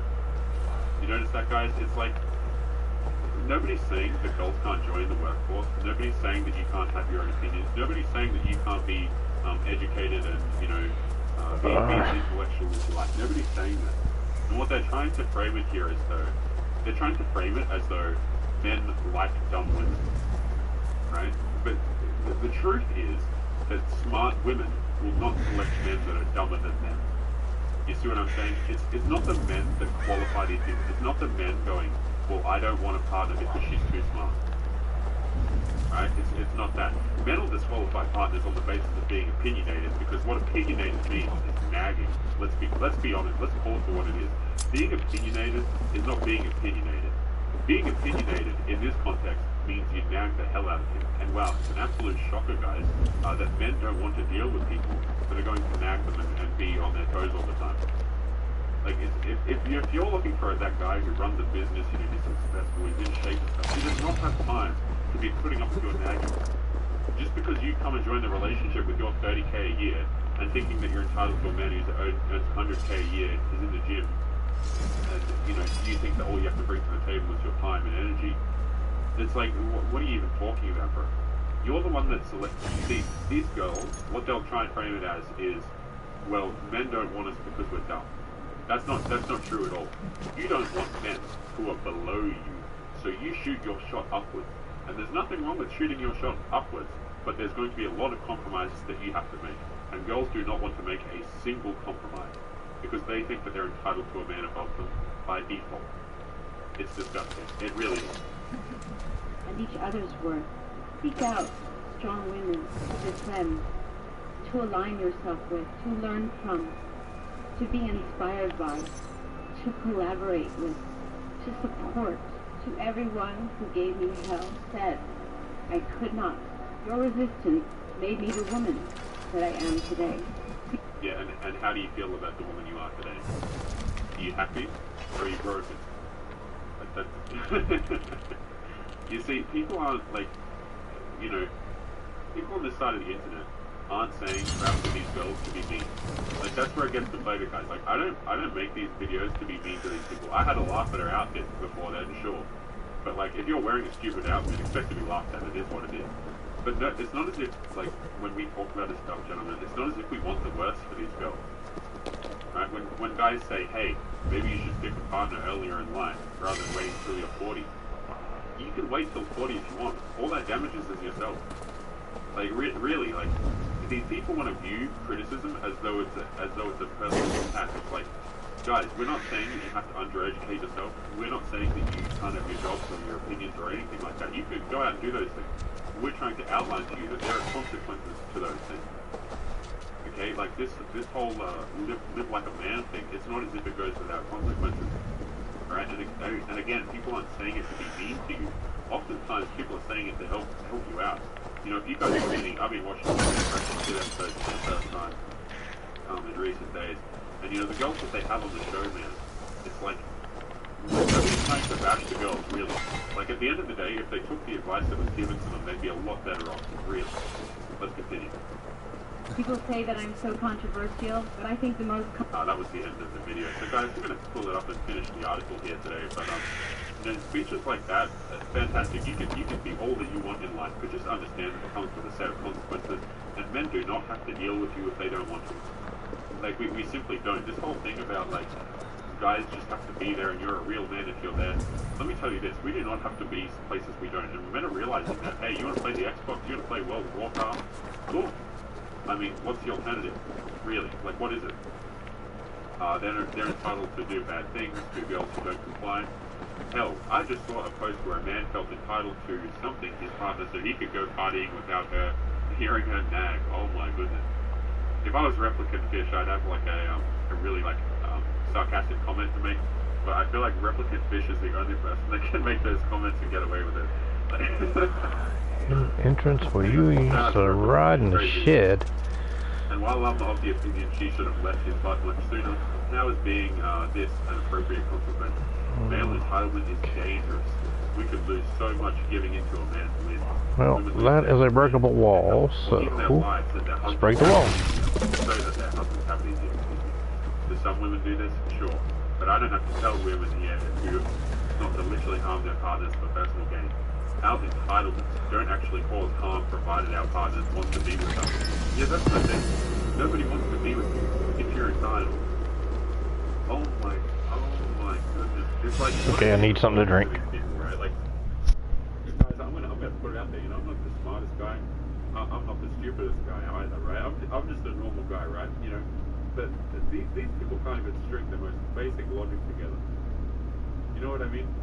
It's like, it's hard for them to understand that their entitlements make men not want to deal with them. Okay? And this is like a fairly universal thing. You know, you've got guys who will put up with your crap, but a lot of them are just tired, man. Just absolutely tired. You think that your entitlements are basic stuff. They're really not. Really not. See, men just want someone who's not in competition with them. It's really simple. They don't want a competitor in the relationship. Okay? Girls want to be provided for a lot of the time. You know, or have like, you know, six figures and a nice body and stuff like that. Those things are not easy to acquire, guys. Hell, height. The thing about height, guys, I mean, you can't even acquire that. It's like, how are you supposed to acquire that? You can wear some shoes, you can call yourself a bit taller. But, you know, if you're 5'4", 5'5", you're essentially, you're out of a lot of girls' books, right? Anyway, blah, blah, blah. The low-valued men who balk at such ideas, taking care of themselves and giving their partners a fun time, can see themselves out of a relationship. But often they don't. They'll go to any lengths to secure that relationship and beat your self-esteem down to the point where their expectations are non-existent. They get to have what they want and you don't. Yeah, it's almost like when you shoot above, you have to make the compromises, not the person above you. You see, if you want a guy who's above you and you'll know that he's above you, right? It's because you're shooting your shot up at him. You see what I'm saying? It's like these guys who are above you, yeah, you have to bring something to the table for the first time in your damn life. You can't just exist and expect things. I know that's crazy to say, but a lot of guys will go through relationships, and it's really sad to see, gentlemen. Like, nothing really hurts me more, for lack of a better word, than seeing dudes in Susan sucks. relationships where there's just no respect at all. Like, I really dislike that. And the reason for that is because, like, a lot of guys are good guys. You're just listening to what you're being told, and what you're being told is incorrect. Like, you'll get these guys who are fantastic guys, you know, they'll want to do good things for their partner. You know, they've got their hobbies, they care about other people, like, they're genuinely good people. And they're in these relationships just being absolutely destroyed. Right? And the reason they're being destroyed is because what's happening is the girls are they'll start off by they'll get a good guy, right? And what they'll do is, they'll make one demand, and then the guy will concede, and then they'll make another, and another, and another. And before you know it, she just has absolutely no respect for you.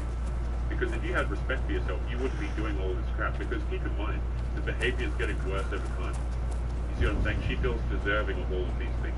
She's absolutely not. It just makes me sad, man, like when dudes are in this relationship and they don't understand that respect has to come first, and you're not there as some sort of handyman wallet tool thing that she can just pull out when it comes. It's like these guys get their name called, and then the they just run to the door like, ah, yes, there's already things that show you investment value. I can see how that sounds like a lot to someone who isn't already at this level, but it's pocket change compared to the many things men expect from women today. Apparently there's lynxes in France. I guarantee nobody is asking them of you. Here's the thing about this entire article, gentlemen, and I'm sure if you've been watching my content for a little while, or you're wise enough to this stuff, maybe you're an older gentleman who's been around the block a couple times, you will know that what's happening here is this girl is shopping out of her damn price range. That's all that's happening. She's shopping out of her damn price range. The thing about this is, men don't ask for it. You know, they come into a relationship and talk about lack of bedroom furniture. Men can afford to do that when they're above you. Absolutely. Oh, Kitty, if you hadn't attacked me. Wrap up today's video, guys, with this little clip here that we're going to briefly look at. There's a Skyrim perk I wish they had in this game where when you climb the steps to... I can't remember the name of the mountain, but it's the big mountain. Start's good. Dinner's good. Leave inside to go watch a movie at his house after. And a little sexy time. Predator bow. We're not against sexy time. We like sexy time. So, sexy time usually makes you hungry. And we decide to get tacos. So, I hop in the car and I look over at Homeboy who's on his phone. I'm thinking he's going to take a slow jam for us to go get our lunch on. And no. He's got Tinder open, and he's matching with chicks and responding to girls he's already matched with. I'm no expert, but I kind of think you should wait till a girl you just hooked up with, 1, leaves your house, 2, leaves your car before you start scouting out your next conquest. So if you didn't catch that at the start, by the way, guys, I had the volume a bit low, but I'm gonna play out what scenario she was involved in here. So just listen to this. So I was on a Tinder date the other day. So she was on a Tinder date herself with the guy, and she's mad that he's still on Tinder. Absolutely beautiful. I mean, just absolutely beautiful stuff out here, guys. You can't make it up. But gentlemen, we're going to leave today's video there. As always, if you enjoyed, make sure you subscribe on your way out. Come and join the Discord, link in the description if you haven't already. And as always, if you'd like to support the channel, guys, the link to the Patreon is below, so if you're looking to become a supporter, that's a fantastic way to do it, and the link is somewhere below the video. But guys, we're going to call it there. As always, take care of yourselves, and I will see you boys in the next one. Peace.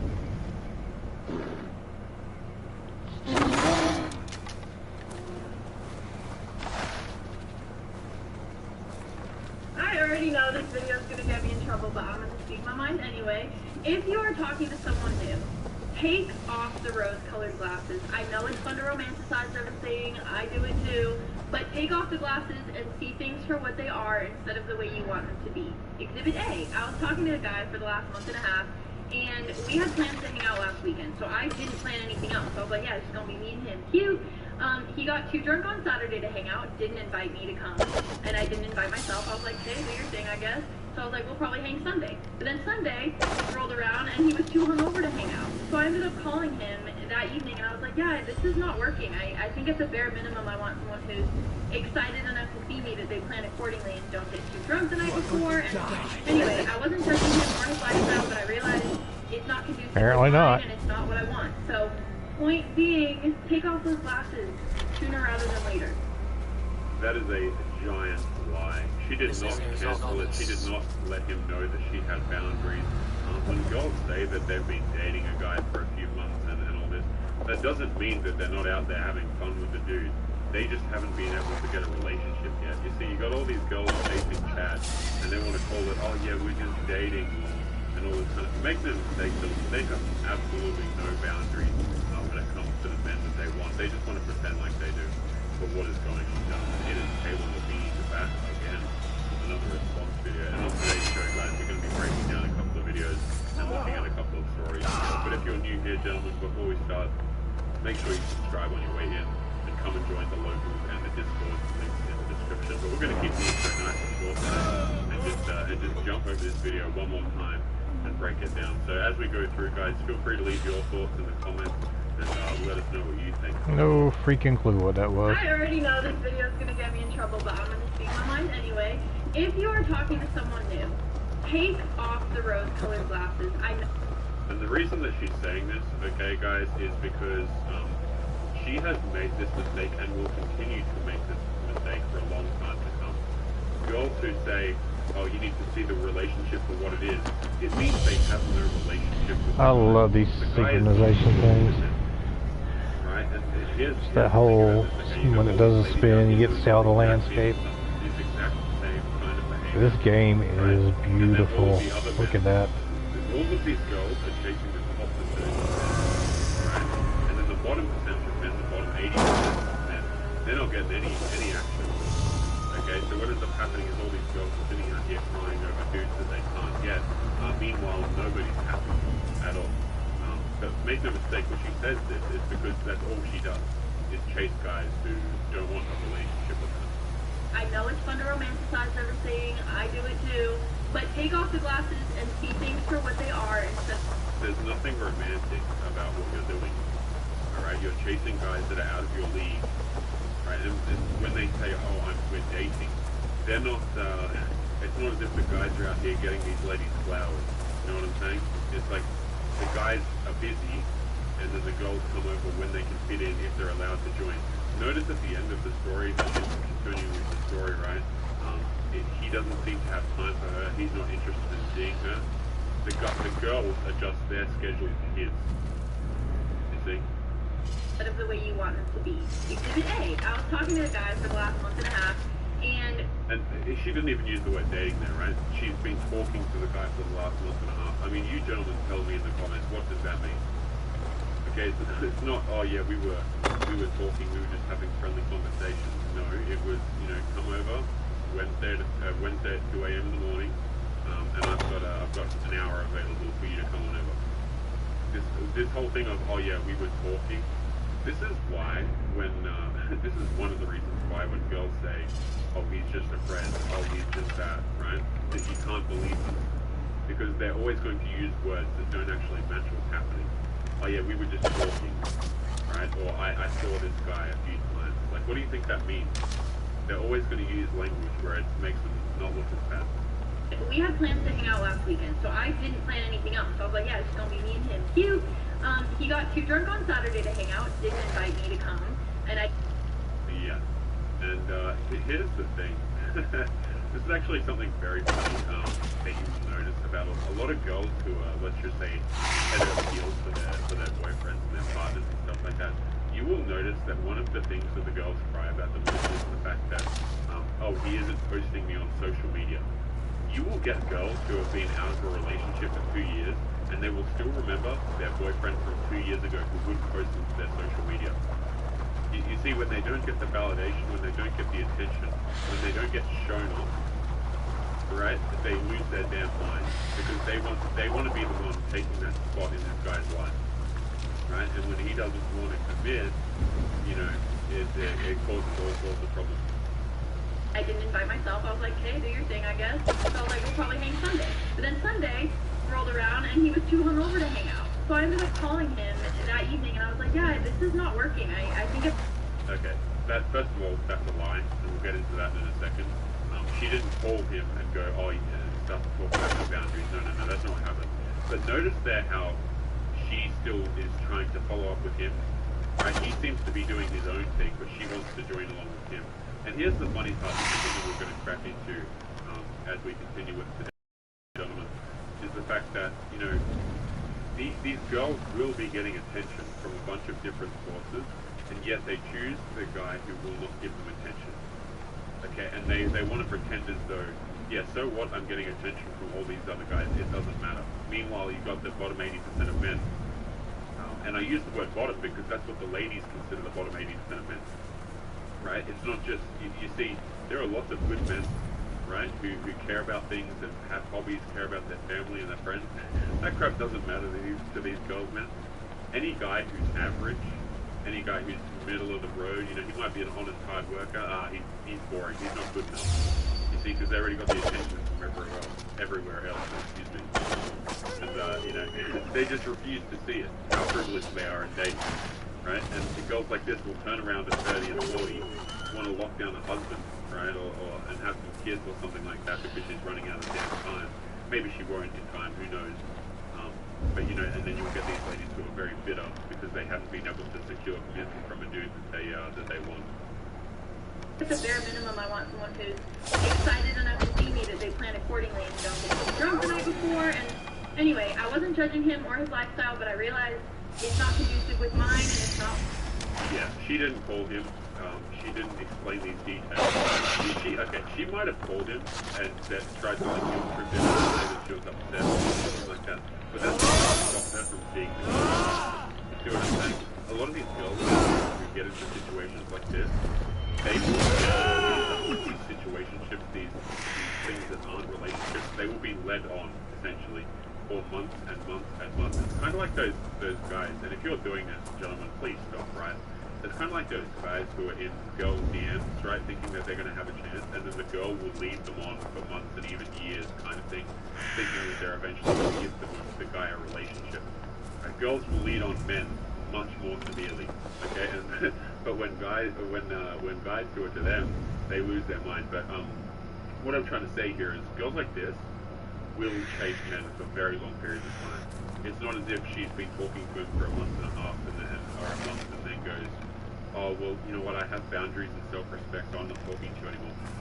The guy that she's talking about here, if she ever gets a future boyfriend, put it to you this way, if this girl ever gets a future boyfriend, like a committed relationship or whatever the case may be, this guy that she's currently talking about will continue to be a threat to him. If that makes sense. What I want. So, point being, and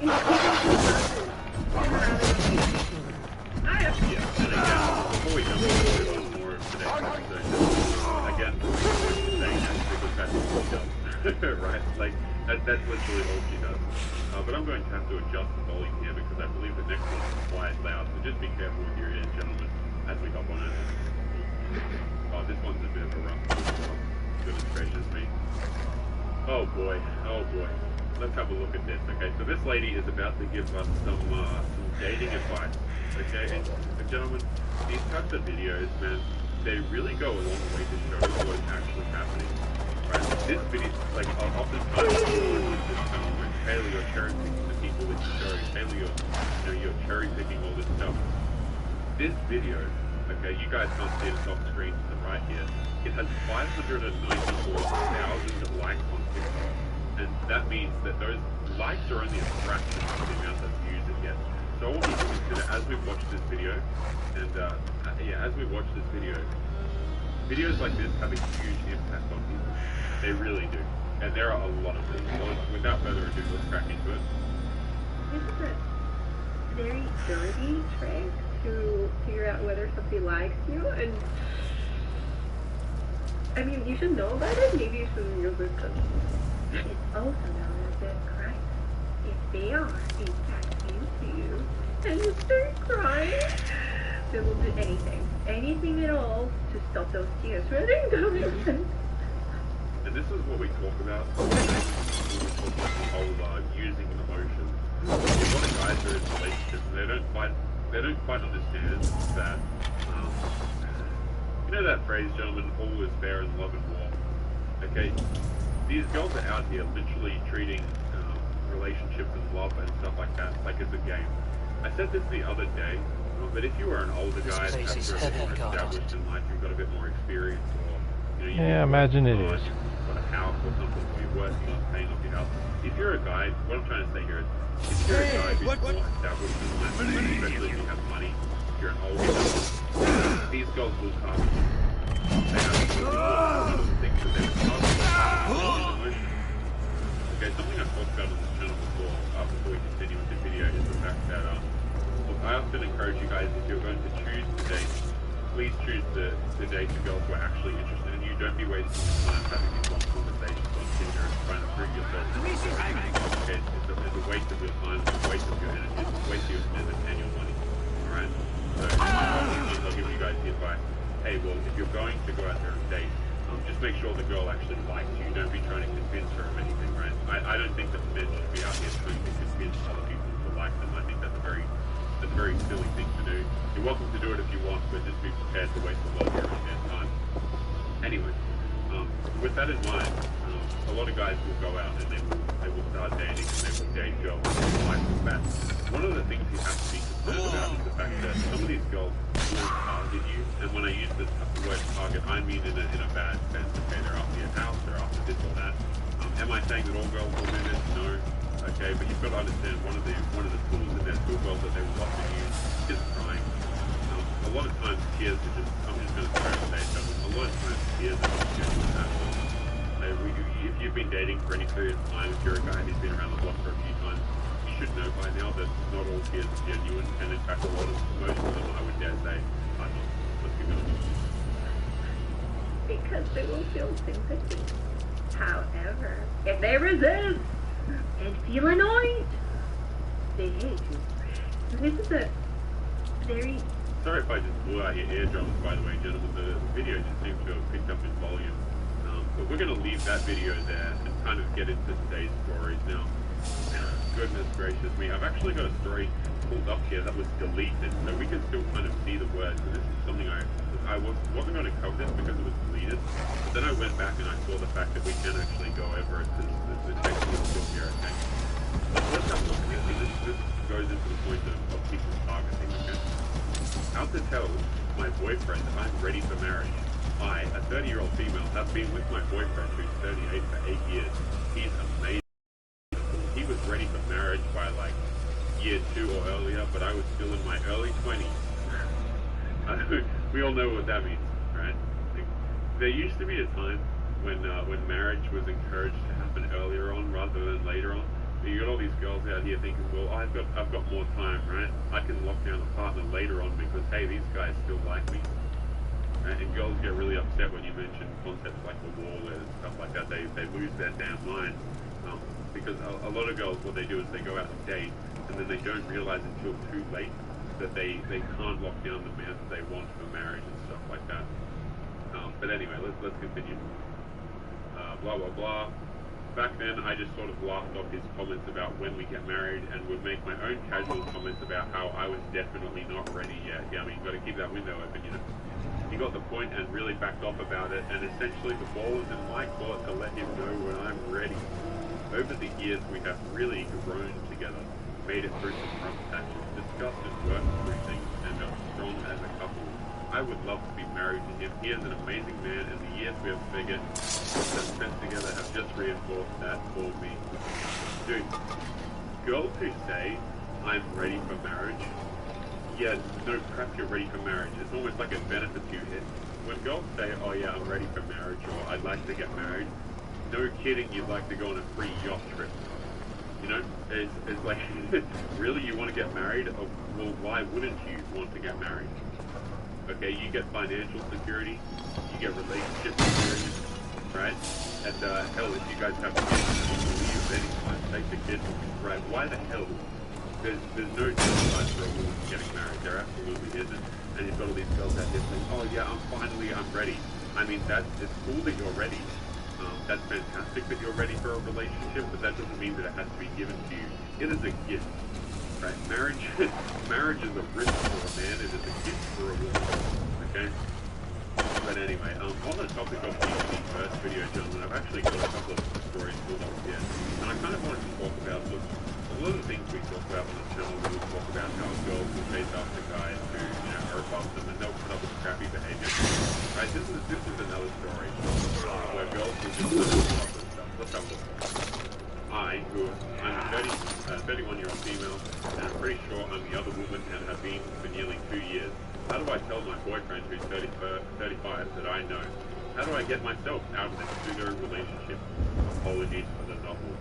First, blah blah blah. So I met my boyfriend, who's a 35-year-old male, on a dating app. Interesting. He is fit, hard-working, and outdoorsy. He was an absolute catch. We lived about 2 hours apart, so not terribly long distance, but not convenient either. I was fine with the long distance because I am an independent person and I move at a slower pace in a relationship. I mean, if that's not just a hell of a red flag right there, right? If girls move slow in a relationship.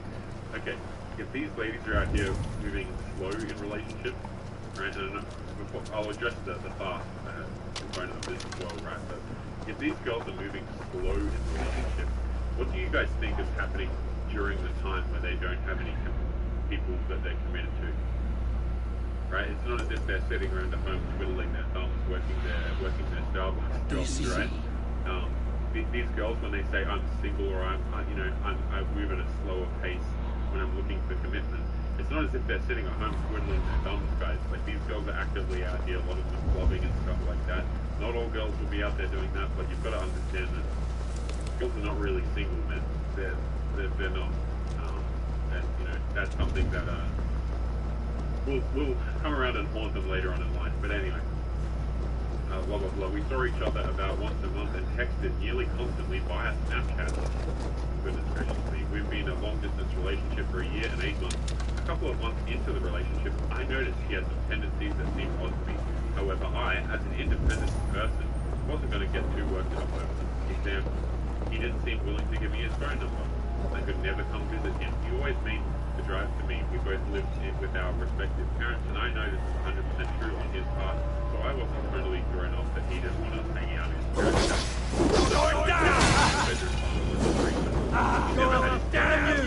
At first I thought this was respectful, but likely nefarious and scumbaggy in retrospect. There were some days when he would go radio silent and then tell me it was due to being exhausted. He usually works 2 or close or over 80 hours a week. I know this to be true too, so I totally got him needing 5 days. I need 5 days, it made sense.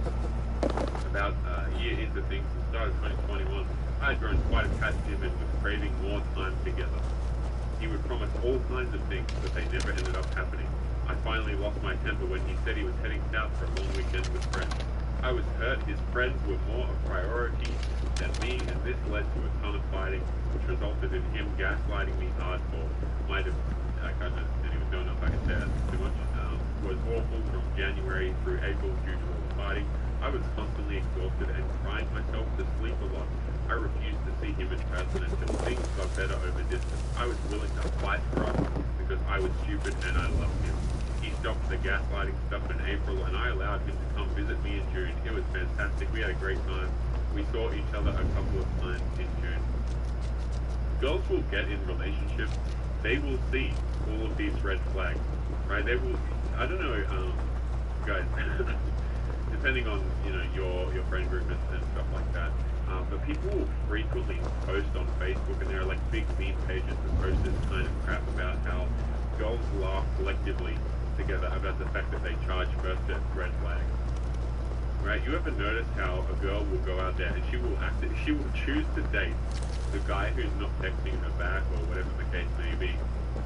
And if you're a younger guy or perhaps you're new to this, you haven't been around the block a few times, you might have been the guy on the other side of the phone trying to talk to that girl saying, hey, I'll give you a relationship, I really care about you.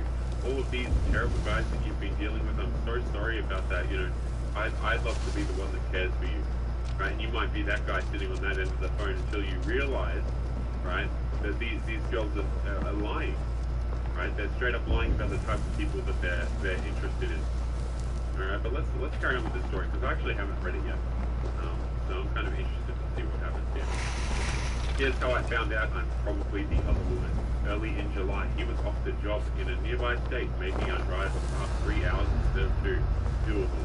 I was optimistic that with reduced working hours and him being out of his parents' house, our visits would increase.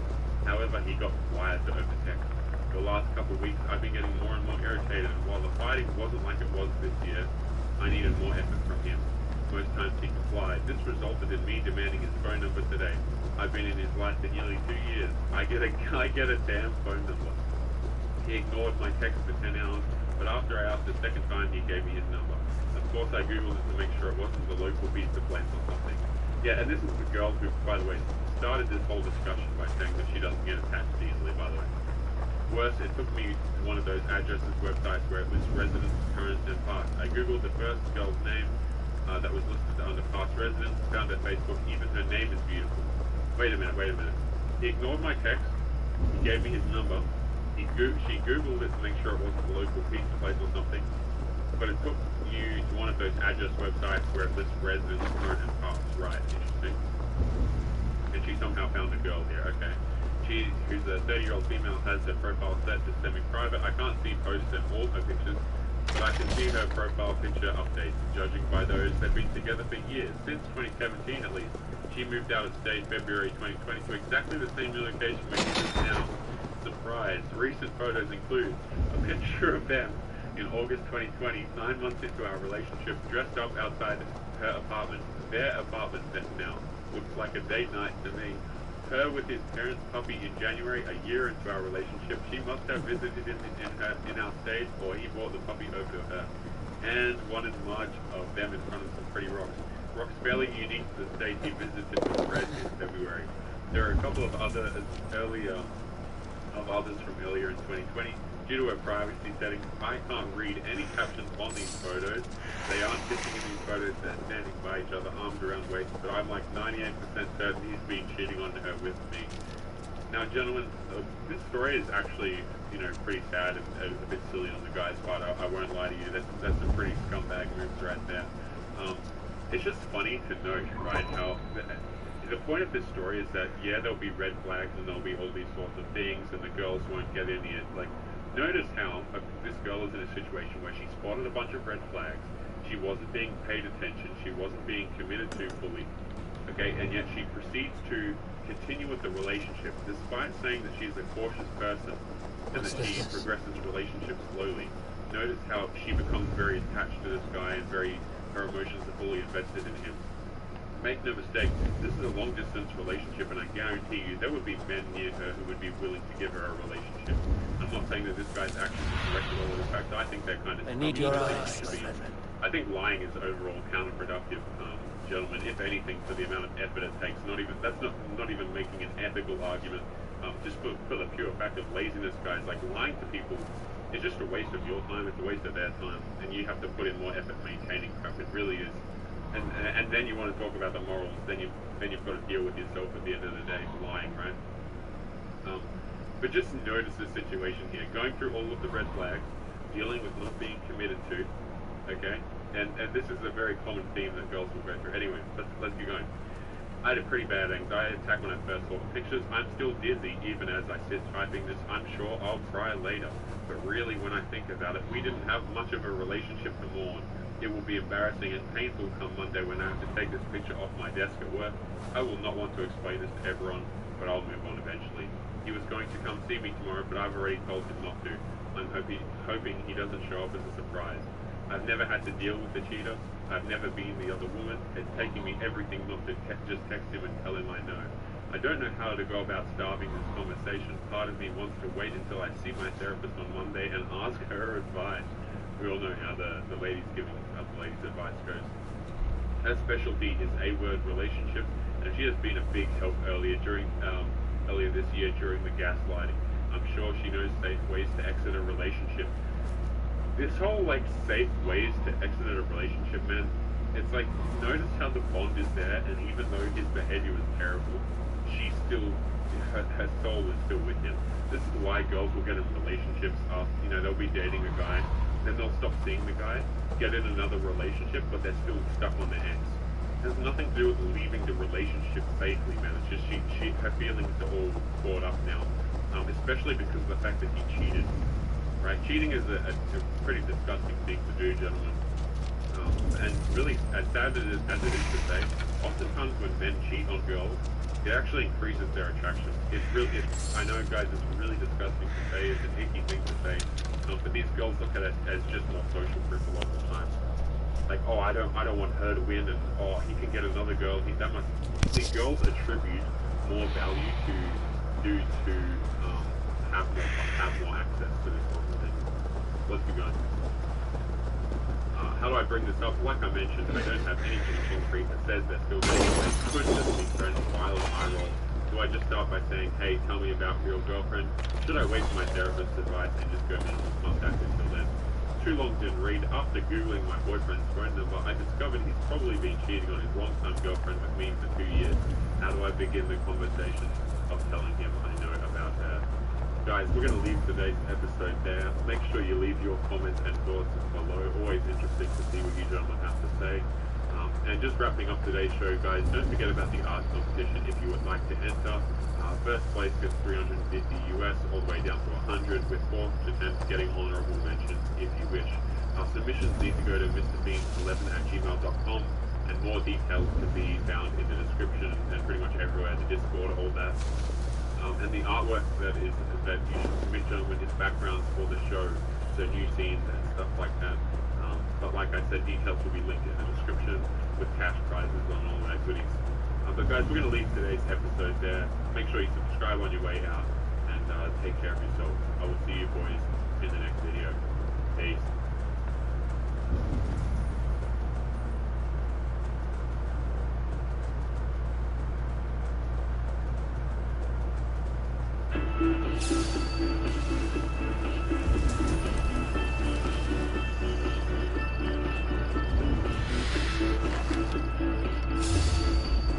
Welcome to another fun-filled, fantabulous episode of These Are the Discipleship, which is a Celebrate Church podcast designed to help you deepen your faith. Or, Lindsay, do you know the tagline for the show?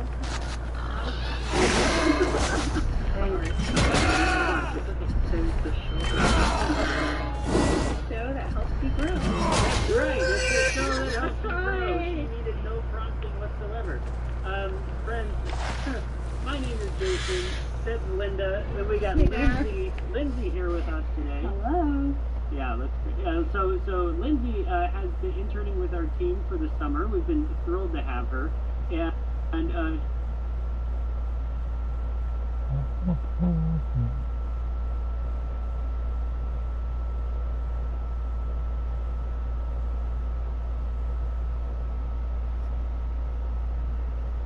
For the men say, why buy the cow when you can get the milk for free? We got little up.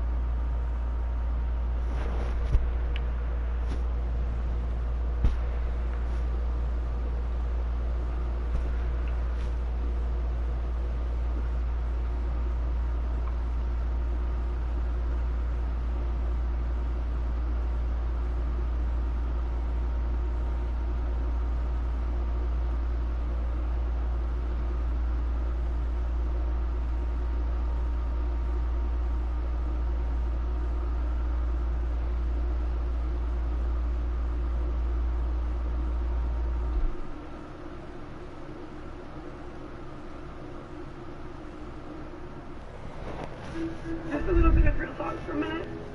If you're going to talk to a single mom or date a single mom, I hope that you have real intentions for that person. Because when we get heartbroken, we don't just get to choose to come home and be alone. We have to smile when it's time to pick the kid up from school.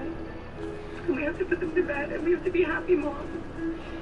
And when you don't come into our lives, playing games or messing with us, it makes our lives 100 times harder. Don't miss a single mom. My question to this lady, where is the baby daddy? okay, you get all these girls complaining about they need men to step up for them. They need a man in their life to come in and not mess around with them. Meanwhile, they've spent their entire 20s messing around, and that's why they have a child who's going to have no father figure around. It's absolutely ridiculous for what is going on, guys. Taylor's being just that. Yeah, it's another response video. And on today's show, guys, we got some bangers, Over on the Discord, I opened up a chat for TikTok suggestions, and the darkness that has been unleashed is something else. But guys, if you're new here, you're liking the videos, make sure you subscribe on your way in. Come and join the Discord, link in the description if you haven't already. And as always, guys, if you would like to support the channel, the link to the Patreon is somewhere below the video, so if you're interested in becoming a supporter, the link for that is somewhere below. But gentlemen, we're just going to jump right back into the TikTok. And, like I said, gentlemen, it's a bit of a rough one today. Well, let's have a look what else we got here. Oh, by the way, a couple of these will be on divorce, gentlemen, so, brace it.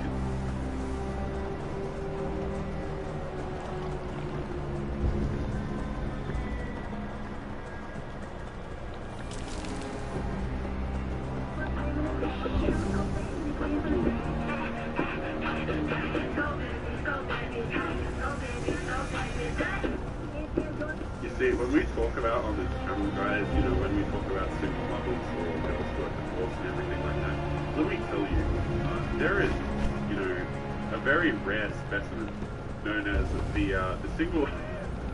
Let me put it to you another way. These girls who get out of long-term relationships, right, or they have kids and they get away from the baby daddy. What'll end up happening, is they'll go through like this phase where they'll just talk to a whole bunch of dudes. In fact, I might have an article real quick that I can pull up for you guys right here. It's just absolutely ridiculous. Hang on. Yeah, look at this, guys, alright? Years ago, my ex, who was 19 years old at the time, broke up with me to start a relationship with our boss, who's 40 plus years old. Now, years later, she is texting me, wanting to come back, and she had 2 kids with him. These girls that go out and have 2 kids, right, and then wanna set up a life somewhere else. Let me tell you, they're absolutely wild. They'll pretend like they're these like sweet little angels, right? They can do no wrong. So they'll be out there on the town, at 3 a.m. Going home with a bad boy, right? And they want to pretend like they're these angels that men should just open up their wallets and, hey, she's been mistreated, or now she has boundaries and she respects herself. Nothing has changed. She's only telling. It's like those born-again Christian girls. Right? They'll be like, oh yeah, my morals are better now, or oh yeah, like I'm not like that anymore. My party days are behind me. Gentlemen, you cannot change these people. They make terrible wives, terrible girlfriends. And the thing about it is, they're going to be the ones trying to drain you of your money and your time and your resources. And you might be sitting there thinking, well, Taylor, that's a bit cynical, that's a bit rude. I mean, you're welcome to go out and test, guys. Like, there's a reason that this side of the internet and, the subreddits and such gain such a lot of traction, is because men fall for this crap all the time. Because men are told, hey, if you're a real man, you'd come along and you'd step up for this lady right here. And I use the word lady with, quotations around it. So let's have a look at the next one.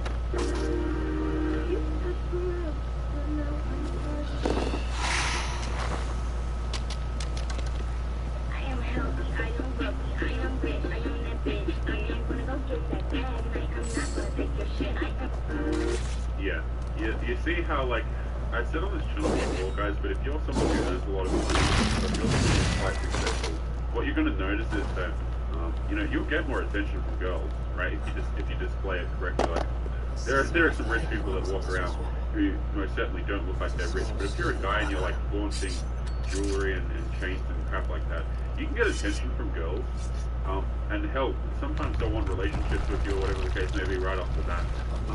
But you have to understand that girls are really good at pretending. Girls can fake loving you for months. I'm telling you guys, like, you may not believe me, but girls can literally fake their entire personality for months, years sometimes, to take half your crap in a divorce.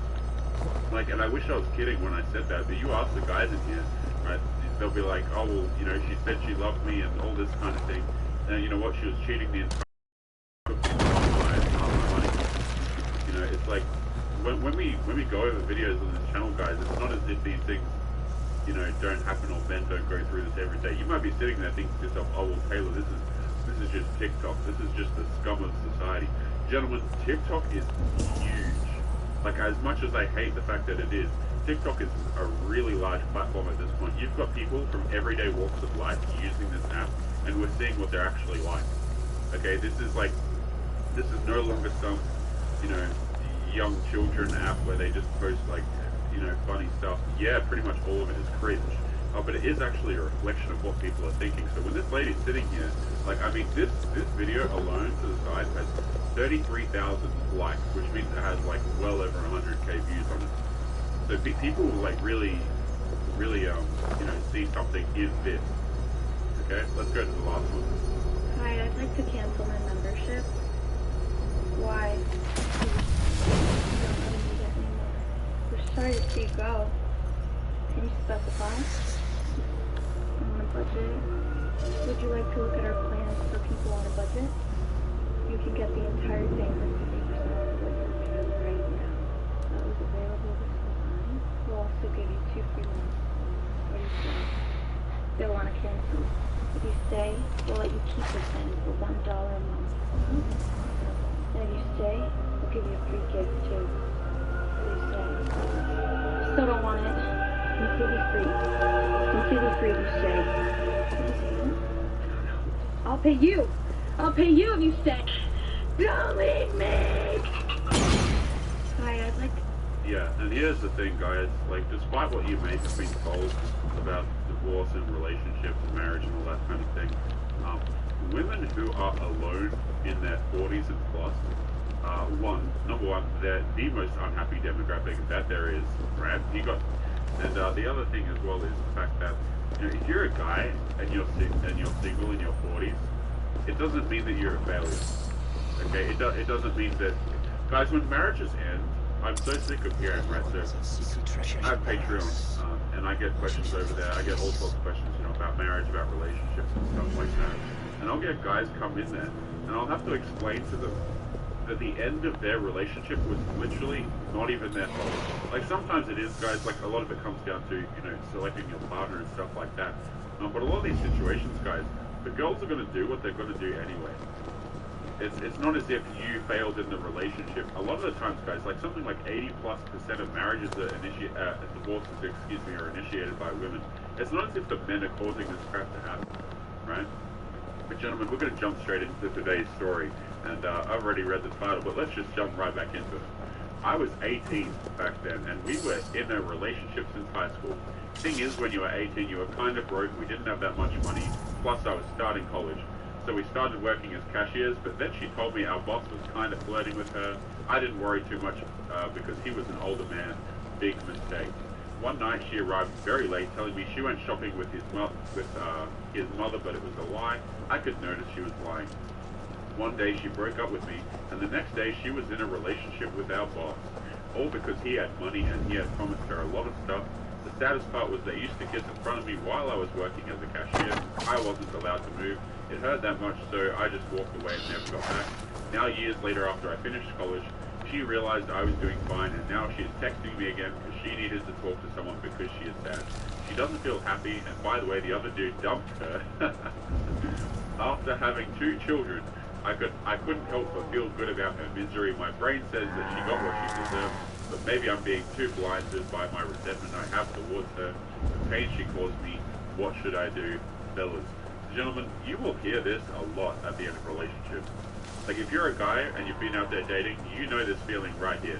One day, she broke up with me, and the next day, she was in a relationship with some other guy.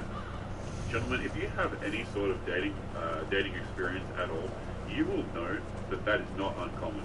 You will know you'll have girlfriends who, they'll break up with you, and then they'll be with another guy within weeks. Or you know that they'll have been with the guy, but what they'll do is they'll pretend like the relationship wasn't there for a couple of months in order to save face, and then they'll be together after a couple of months. And it'll all happen right in front of you. And the thing is, what she'll do is she'll turn your friends against you, or your kids if you've got them. So not only did she, technically cheat on you, basically, monkey branching. I would call monkey branching cheating a lot of the time, guys. Not only did she monkey branch on you, so you're the victim of the situation, She turned all of your friends against you, and she, you know, she ditched you right in front of your face. Like, you become the bad guy in the situation, right? And it's like, man, the amount of men that go through that and actually understand that is ridiculous. Like, it shouldn't even be that high.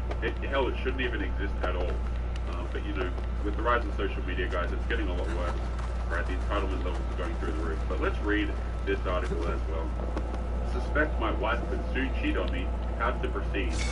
Too long didn't read. My wife has befriended a male classmate. He's openly flirting with her through text and knows that she's married. She so far acts oblivious that they plan beat his ass together. What do I do? So this ended up long. We'll see how long we go into this gentleman, depending on how long it takes to read. Me, a 30-year-old male, married my wife, 29-year-old female, for 4 years. She recently had a career change and has been accepted to the local firefighting academy. She has been in school for around 10 months. My wife is extremely gregarious and also very bro, meaning she can well hold her own in typical guy topics, football, UFC, fitness, etc., and loves the culture of sarcasm and crap talking. She has always been immediately accepted into the guy friend group, huge red flag. Frankly, has loved having dozens of new best friends, most of whom are dudes. Here's the thing about being a girl. Come back anytime, my friend. This right here, girls can always be accepted into male friend groups. You will never, like, what kind of guy friend group is not going to accept, like, a girl? You know what I mean? It's the other way. Guys are not accepted into girl friend groups. You see what I mean? So if your girl is going out there and, oh yeah, well she's got a lot of guy friends, any girl can make guy friends.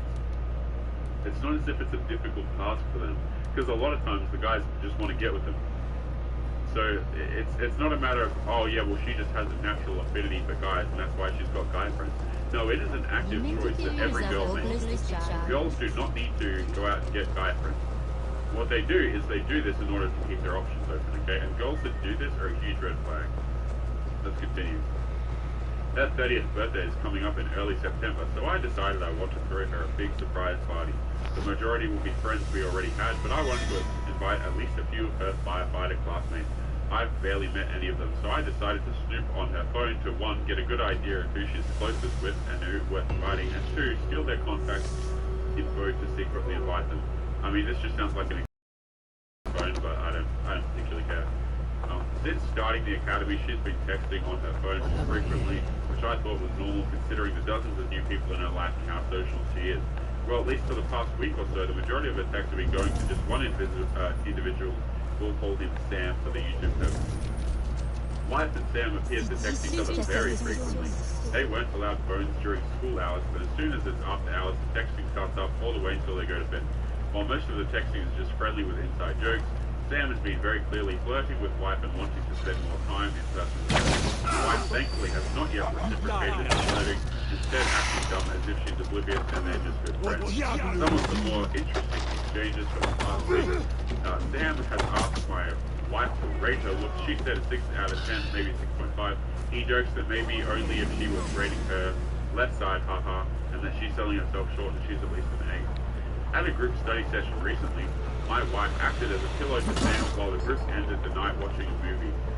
They texted about being affectionate people and enjoying being touched. He texted her at 2 a.m. one night saying hello. Apparently he couldn't sleep and decided to text someone's wife.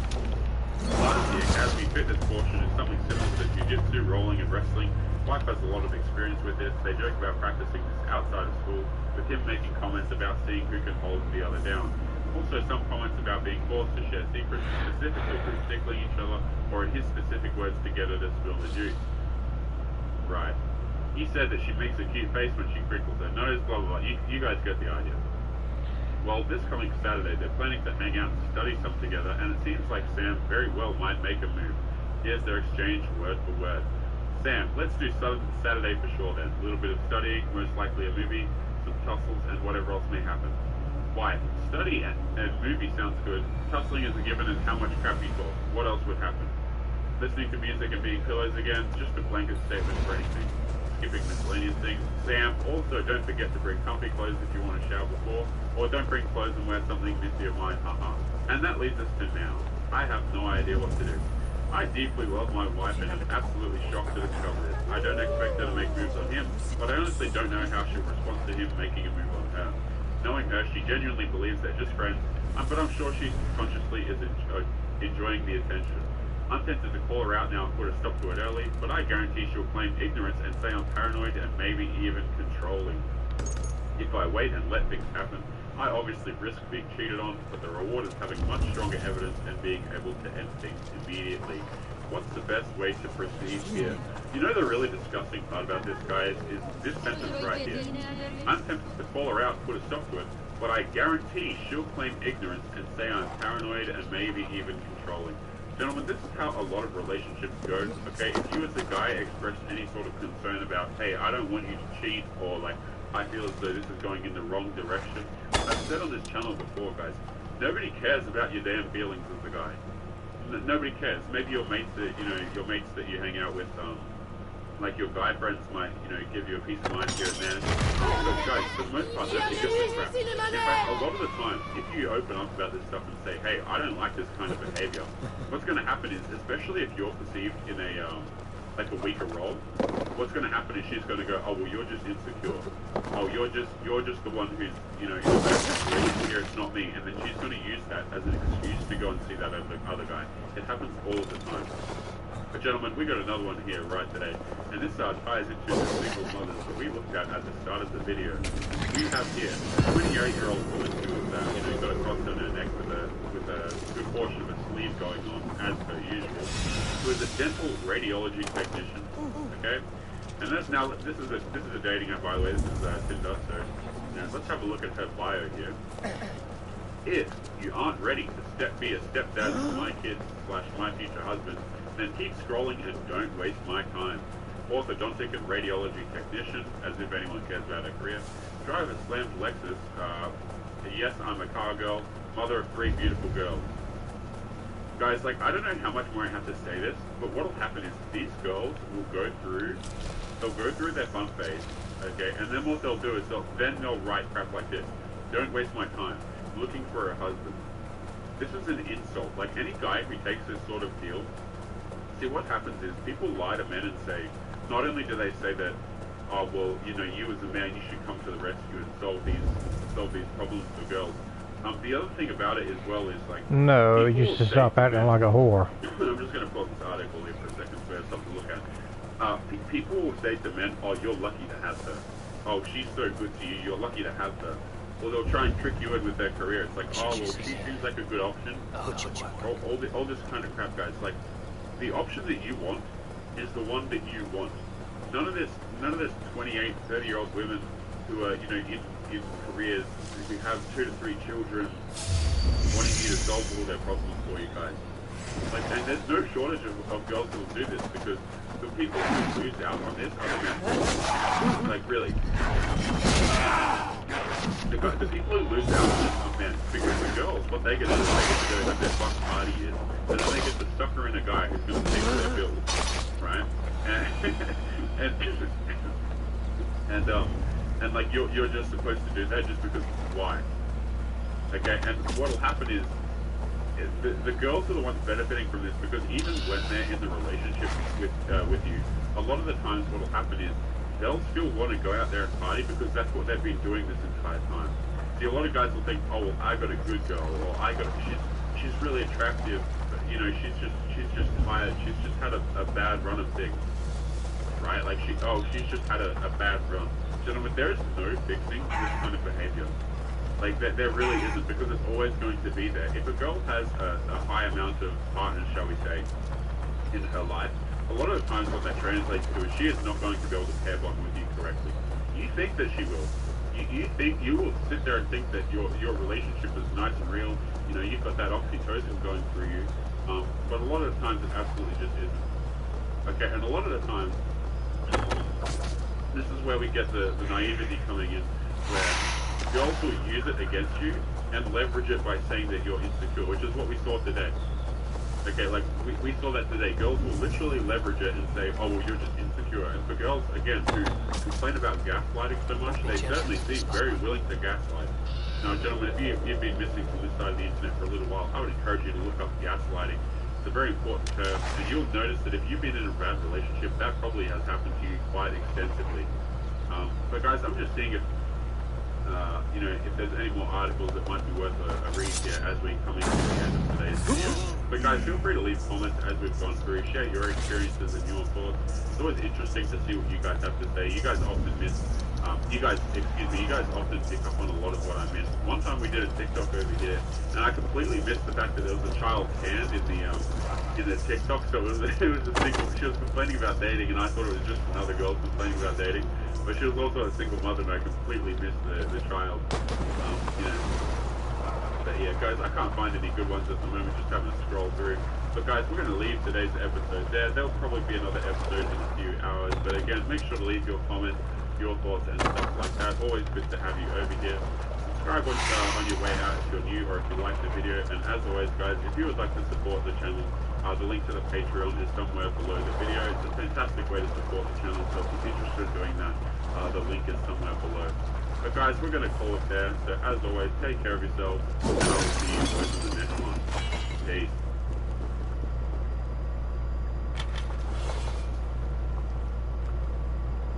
So what I'm about to say is considered kind of but I want to preface this by saying I am all for female equality. I was the only girl on my football team growing up. I am a rapper in a male-dominated industry. I have a career in a male-dominated industry. I run my household, pay all my bills by myself, have my own vehicle, and manage everything else. But I also know that God did not give us my life to be this way. I was not meant to manage everything on my own. I was not meant to be the nurturer and the disciplinarian of my children. I was not meant to be the provider and also the homemaker. And I'm aware of that. It is my own decision that has brought me here. And it's... And there it is, guys. It's been her own decision. Nobody else's. Girls like this, they've had their chance, guys. You know, they could have had a boyfriend, they could have had a husband, a long-term partner, but they chose to go out there, continue to play the field, or shove the father out of the picture, out of his own family, and this is what you get. You get older, you're alone, okay? And I'm not saying that to be mean or anything, guys, it's just these ladies, what happens is they get to this stage in their life and they realize, hey, wait a minute, I want a man to be around, and the men are saying, no thank you, I don't want to raise another man's child. Hell, even if I wanted to stay in the picture, you've shelved me out of it, so what the hell's the point? And then the ladies get really sad and upset and go, okay, well, I'm in this situation now, as a consequence of my own actions. Most of the time they don't take responsibility, let's be clear about that. And so then, you know, they wind up in these situations and nobody's really happy because the men are out of their families, the women are trying to do everything alone, and they can't lock down they can't lock down a guy, and nobody's happy. But anyway, guys, what is going on? It is Taylor Levine back again with another response video. And on today's show, guys, we're going to be going through this rather lengthy. And shout out to Yeet or Be Yeeted. I see you in the comments everywhere, man. Inside your own channel, so shout out to him. He gave me the inspiration for this one. But guys, it's a bit of a lengthy one, so stick through. We'll be going through it together. Be sure to leave some comments and your thoughts as we go through the situation together. Guys, I said this at the start of the videos as an announcement, but YouTube has made dislikes of our content, guys. They don't like our videos over here. They've sent us a warning for what I'm not sure, but for that reason I've set up a Lucas account. It's free to go over and join, guys, and a link to that is in the description. I've already got a video up there, like a video, but I have to like upgrade the community or something before I can post more. It's not super post more, so I'll be looking into that. But we'll be building over there over today. We're already 1,300 strong and we've just started it, guys, so feel free to go and join. The link for that is in the description. And I know Better Bachelor is moving over there entirely over the month, so a lot of these channels, guys, like where we give this information to you guys, or, you know, we share our experiences, YouTube doesn't particularly like it. So for that reason, for this channel in particular, guys, that's set up local, so be sure to go and check that out. There's also a support option if you're interested, but you can go and join and watch for free. So like I said, the link for that is in the description. But we're just going to crack on and see what she has to say, guys. It's my own acceptance of the lies that are applied in society. Teaching men that they are not, in fact, the spearheads of their households, that they are not the leaders of their households. We are shaming them for standing up in their families and making decisions that will change their families. Sorry about that. I've got a ladies want the men out of the household. Okay, we're apparently these oppressive, evil guys. If a man tries to leave, you're just an oppressive, evil man. You don't leave, and then the ladies wind up in situations like this, and they think to themselves, "Where are all the good men?" Okay, it's just like it's a lose-lose situation where, like, not only are the men and women losing, but the child is losing out too. Because in the meantime, the kid doesn't have a father. And I don't know about you, gentlemen, but she raises a good point here. It's like, she can't do both the roles herself. And I'm not saying that to be mean, it's just, you know, you want to be a solo parent. That comes with difficulties. It really does. Like, whether you're a solo dad or a solo mother, it comes with difficulties, and the child's going to feel that lack. So, I don't know, man, like, this whole thing of trying to shove men out of families under the guise of it's oppressive, it's like, here's the thing, if you want to shove a guy out of a family because, you know, you think that he's oppressive and, you know, you don't want to be led by him, okay, fine, whatever, but the thing is, the ladies don't even want to lead anyway. So it's not as if they're going, oh, well, we don't want guys because they're oppressive. It's not as if they're going and choosing submissive guys in place of the guys that they're kicking out. You see what I'm saying, guys? It's like they're not even, they're getting rid of the leadership, but then they're refusing to lead themselves because they're not attracted to men who don't lead. So it's kind of like they're just shooting themselves in the foot repeatedly. You know what I want more than anything in life? Is to have a man spiritual in my household life. Because I know, and I realized that I was designed to do other things, that I was designed and powerful in other ways. And I'm tired of managing my life. Tired of managing the men that I have to raise up spiritually because this society holds them that way. Yeah, and like you said, the reason that you come to this conclusion now is because it affects you. And guys, we're not here to bash on this lady. Like, I'm really not. It's just a sad reality that we're living through this civilization. And, you know, it's not good for the men either, right? Like men would much prefer to be in situations where they can make decide decisions and stuff like that. Everything just works so much smoother then. I tell you, like, I have no problem with, I have no problem with leading, guys. Like, I really don't. Like, I don't have any issue, like, you know how you see on Facebook those couples arguing about where they're going to eat, and then they're, like, trying to pick where each other wants to eat, and all the girl wants, man, is for the girl to, for the guy to say, oh, we're going to eat here, so she can follow. And the benefit of it being a leader is you get to choose where the hell you go. You know, like, you get to choose, oh, okay, well, we're going to do this tonight, we're doing this. I drive, you know, you're in the passenger seat, let's go. That's the benefit of leading, guys. And the benefit of following is obviously you don't have to make the decisions, you don't have to follow things. And hell, most men don't even mind leading. They just don't even mind girls. And it's like, looking at society right now, the men are asking they don't lead for any of these girls. When number one, none of them want me to lead anyway. Like, it's a mixture of they want me to lead, but they don't want me to lead. You know? It's like they get off the and then the other thing they're asking is like, okay, so if I want to be a leader in this situation, why the hell would I if she's unpleasant and she thinks it's close to you and takes it? What's the point of leading that? Like, where are you going to lead that? You're always going to be butting heads. You're going to say, oh, yeah, we're going to take dinner here, and she's going to go no. And like, I'm not interested in having an argument or a discussion about it. You either come or you don't. It's not my problem. Let's keep going. Because this society discourages them from being active. And now I'm in a position where I can take on the man I can be You'll be ground to dust! And that's the really funny part about it. Like, they don't even Damn it. They bring the men out of the picture in the hopes that they can get a guy that's better than them. You see, we talk about on this channel all the time, guys. Like, these girls who date, what they'll do is they'll shove a guy out of the picture because they think that they can do better, right? And usually that's a result of social media and reviews just gassing them up and stuff like that. So they think that they're all this and that. A lot of times these girls can get with guys who are way above them. obviously they can't lock him down, but they think, oh well, I got him for 20 minutes on a Wednesday early morning hours, so you know I must be entitled to a guy like that. You know, I must be, and I'm going to show you guys something really funny actually after we've gone through this TikTok. But the numbers really show there aren't a whole lot of men like that out there for these ladies. You know, the numbers are real thin, so they're playing against the odds. And oftentimes they're playing against those odds until they're in their 50s. Like, it's not even, like, these girls will literally go most of their lives and be unable to lock down the guys that they want. So they'll quote unquote settle, and I use in quotation, settle with a guy. They'll have his kids, they'll get married so that they can say that they've done those milestones. And then they'll kick the guy out of the house and they think they can get a giga chat. And then before you know it, everything's just torn apart, right?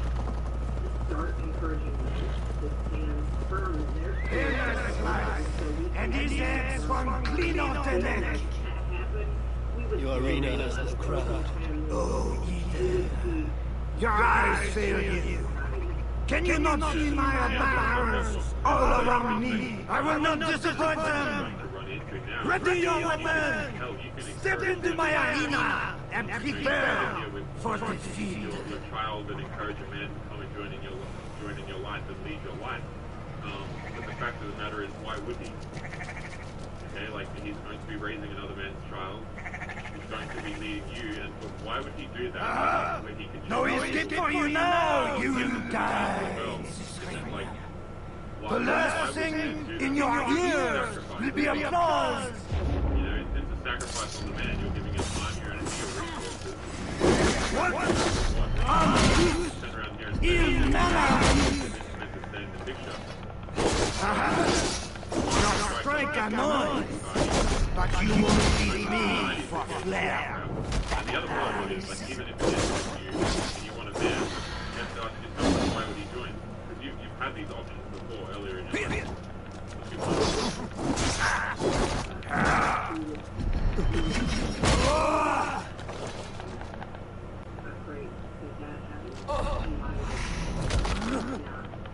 I will not suffer as defeat, for I am a bear de Lillibond.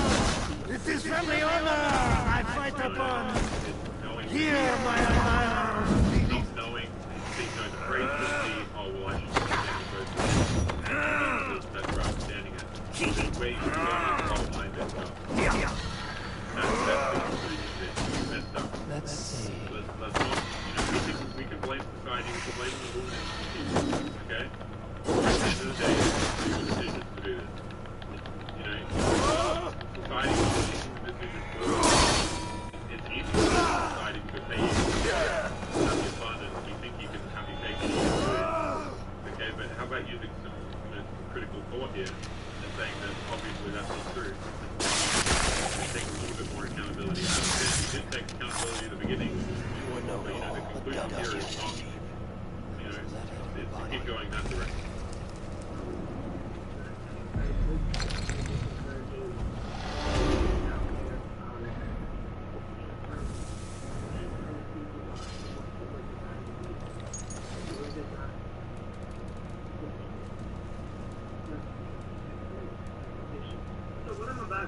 No. See, yeah, that, okay, fine, that's a fine point to end it on, but also encourage the ladies. Okay, men will, the question becomes why the hell would men leave in the first place? Okay, like, why would they? Alright? Hey gentlemen, we're going to move on today to another segment, and I have something very interesting to show you. And this is something that I spotted originally over on Better Bachelor's community, over on Local. And man, I gotta say, this thing is absolutely... Take a look at this real quick, and my screen isn't cropped correctly, but as you can see, this is called the Female Delusion Calculator, and now this is a beautiful piece of software. So as you can scroll down, what are the chances to find the man of my dreams? Live search using surveys conducted by the U.S. Census Bureau and NCHS. Okay, so guys, basically, you know, we would just watch that video of this lady who is in a position in her life now where no man wants to leave.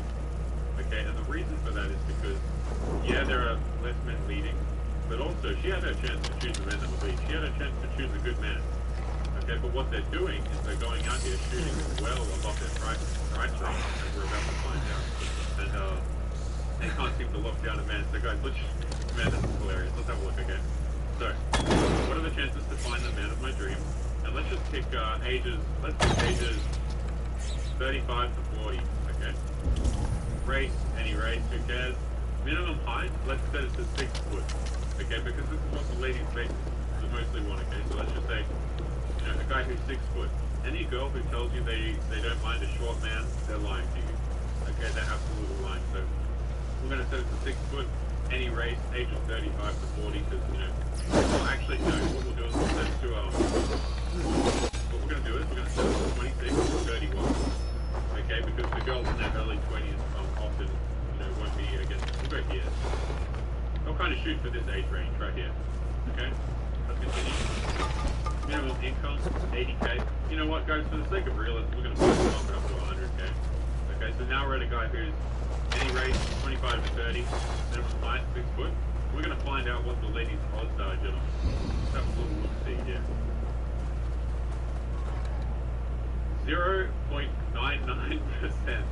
According to statistical data, the probability of die of the US male population ages 25 to 30 meets your standards is 0.99%. Your delusion score is cat litters out of 5, and we are a cat enthusiast, guys. And I mean, that just perfectly sums up where we're at today. I saw this piece of software, man, and I just thought you guys would appreciate it. I honestly find this to be one of the most hilarious things in the comments. But you know, we're gonna run one more quick calculation. We're just gonna pump it up, pump up the numbers a bit, okay?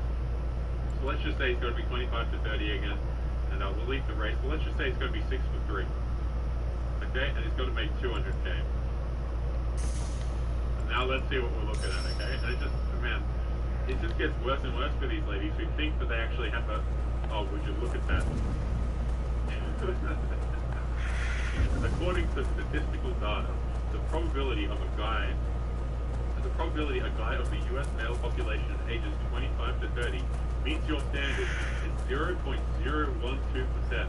Our delusion score is a solid 5 out of 5, and we don't belong on the planet.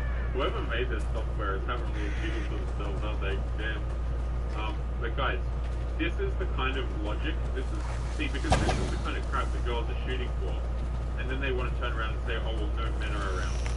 Not only are men shoved out of leadership positions, you know, because of the womanism stuff as well, these ladies actively shove out the good men out of their lives too anyway. So it's like they're fighting a lose-lose battle, and the only people they have to blame is themselves. Okay, but guys, I might leave the link to this in the pinned comment. If I forget, somebody just tag me and remind me, but I'll aim to leave this in the comments so you guys can have a look. I honestly thought that was a hilarious piece of hardware. You know, we're going to wrap up today's video with, you know, I wasn't the only one who came across this software, guys. Actually, a certain womanist subreddit has also come across that piece of software that I just showed you guys, and they are not happy about it. So let's take a quick look at that as I switch the screen over for us here, guys. Today's crack me up turns out even basic preferences like earning average pay and not being obese is statistically too much to ask in the US. Stay strong, American queens. I forgot to turn off the not being obese thing as well, so the odds were even worse, I think. Here's a calculator. So this is the calculator that they're referring to that we just ran through together, guys. Here's a calculator for women to find how many men fit their criteria, and the results are not good. And that's the link. If I forget to put it in the comment, guys, that is the link. So if you want to search that, anyway, here's a sample search.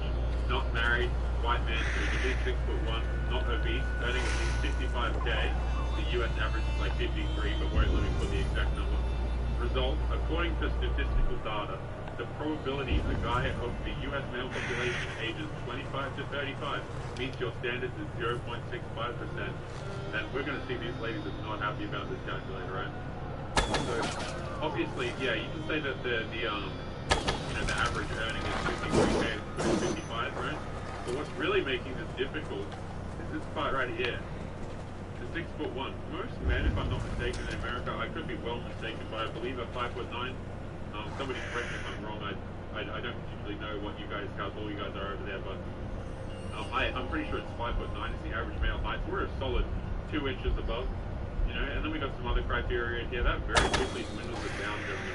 Anyway, even when lowering the height to 5'11", moving to any race and accepting the obese men, the number is just 4.1%.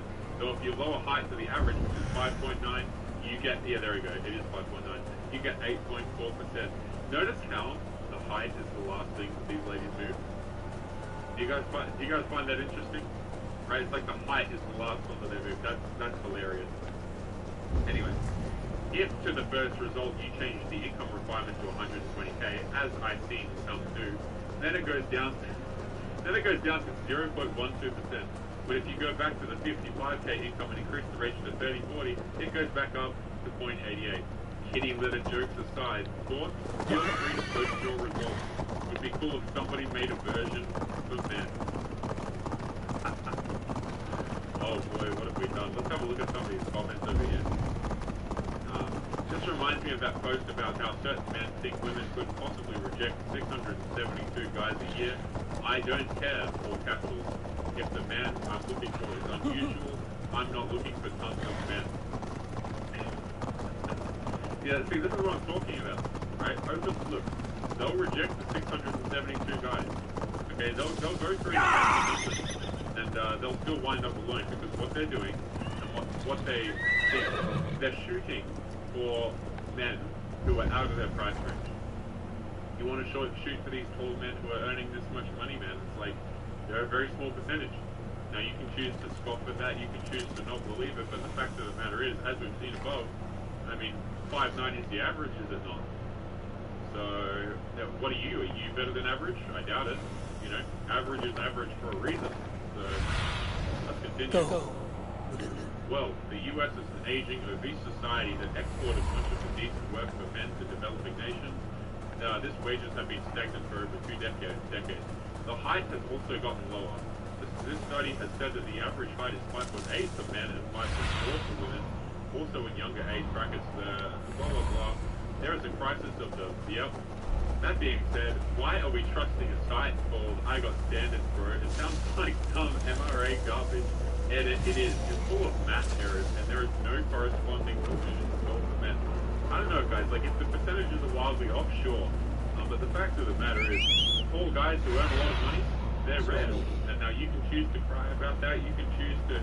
I mean, if you want to be in the situation of the lady at the start of the video that we watched together, like these women are more than welcome to go down that road. They can deny the fact that they want. They can cry about the fact, say that the calculator's all. But what the case is, guys, is that they are shopping out of their price. Okay, so I personally have no empathy. I really don't. For the we watched that video of the lady sitting on a stairs talking to us.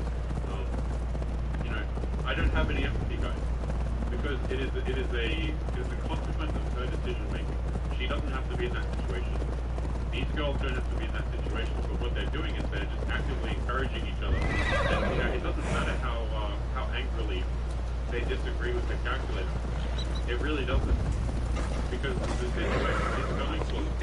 Okay? And I don't say that to be mean, but reject reality of your own risk.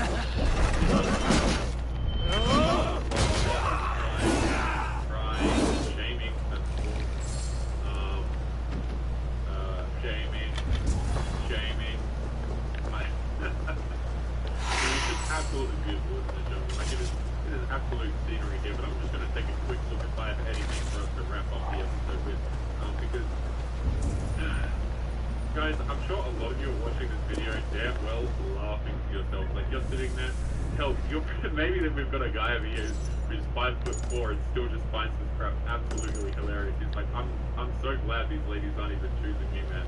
And like, a lot of times when you look at this stuff, it's hard not to laugh. Like, it really is, because these ladies, they're going to end up in a pickle.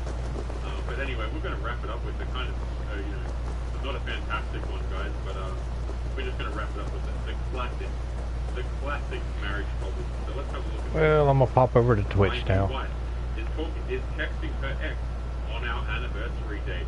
My wife of 3 weeks and I went to a concert tonight to celebrate 2 years since our first date. Right before the concert started,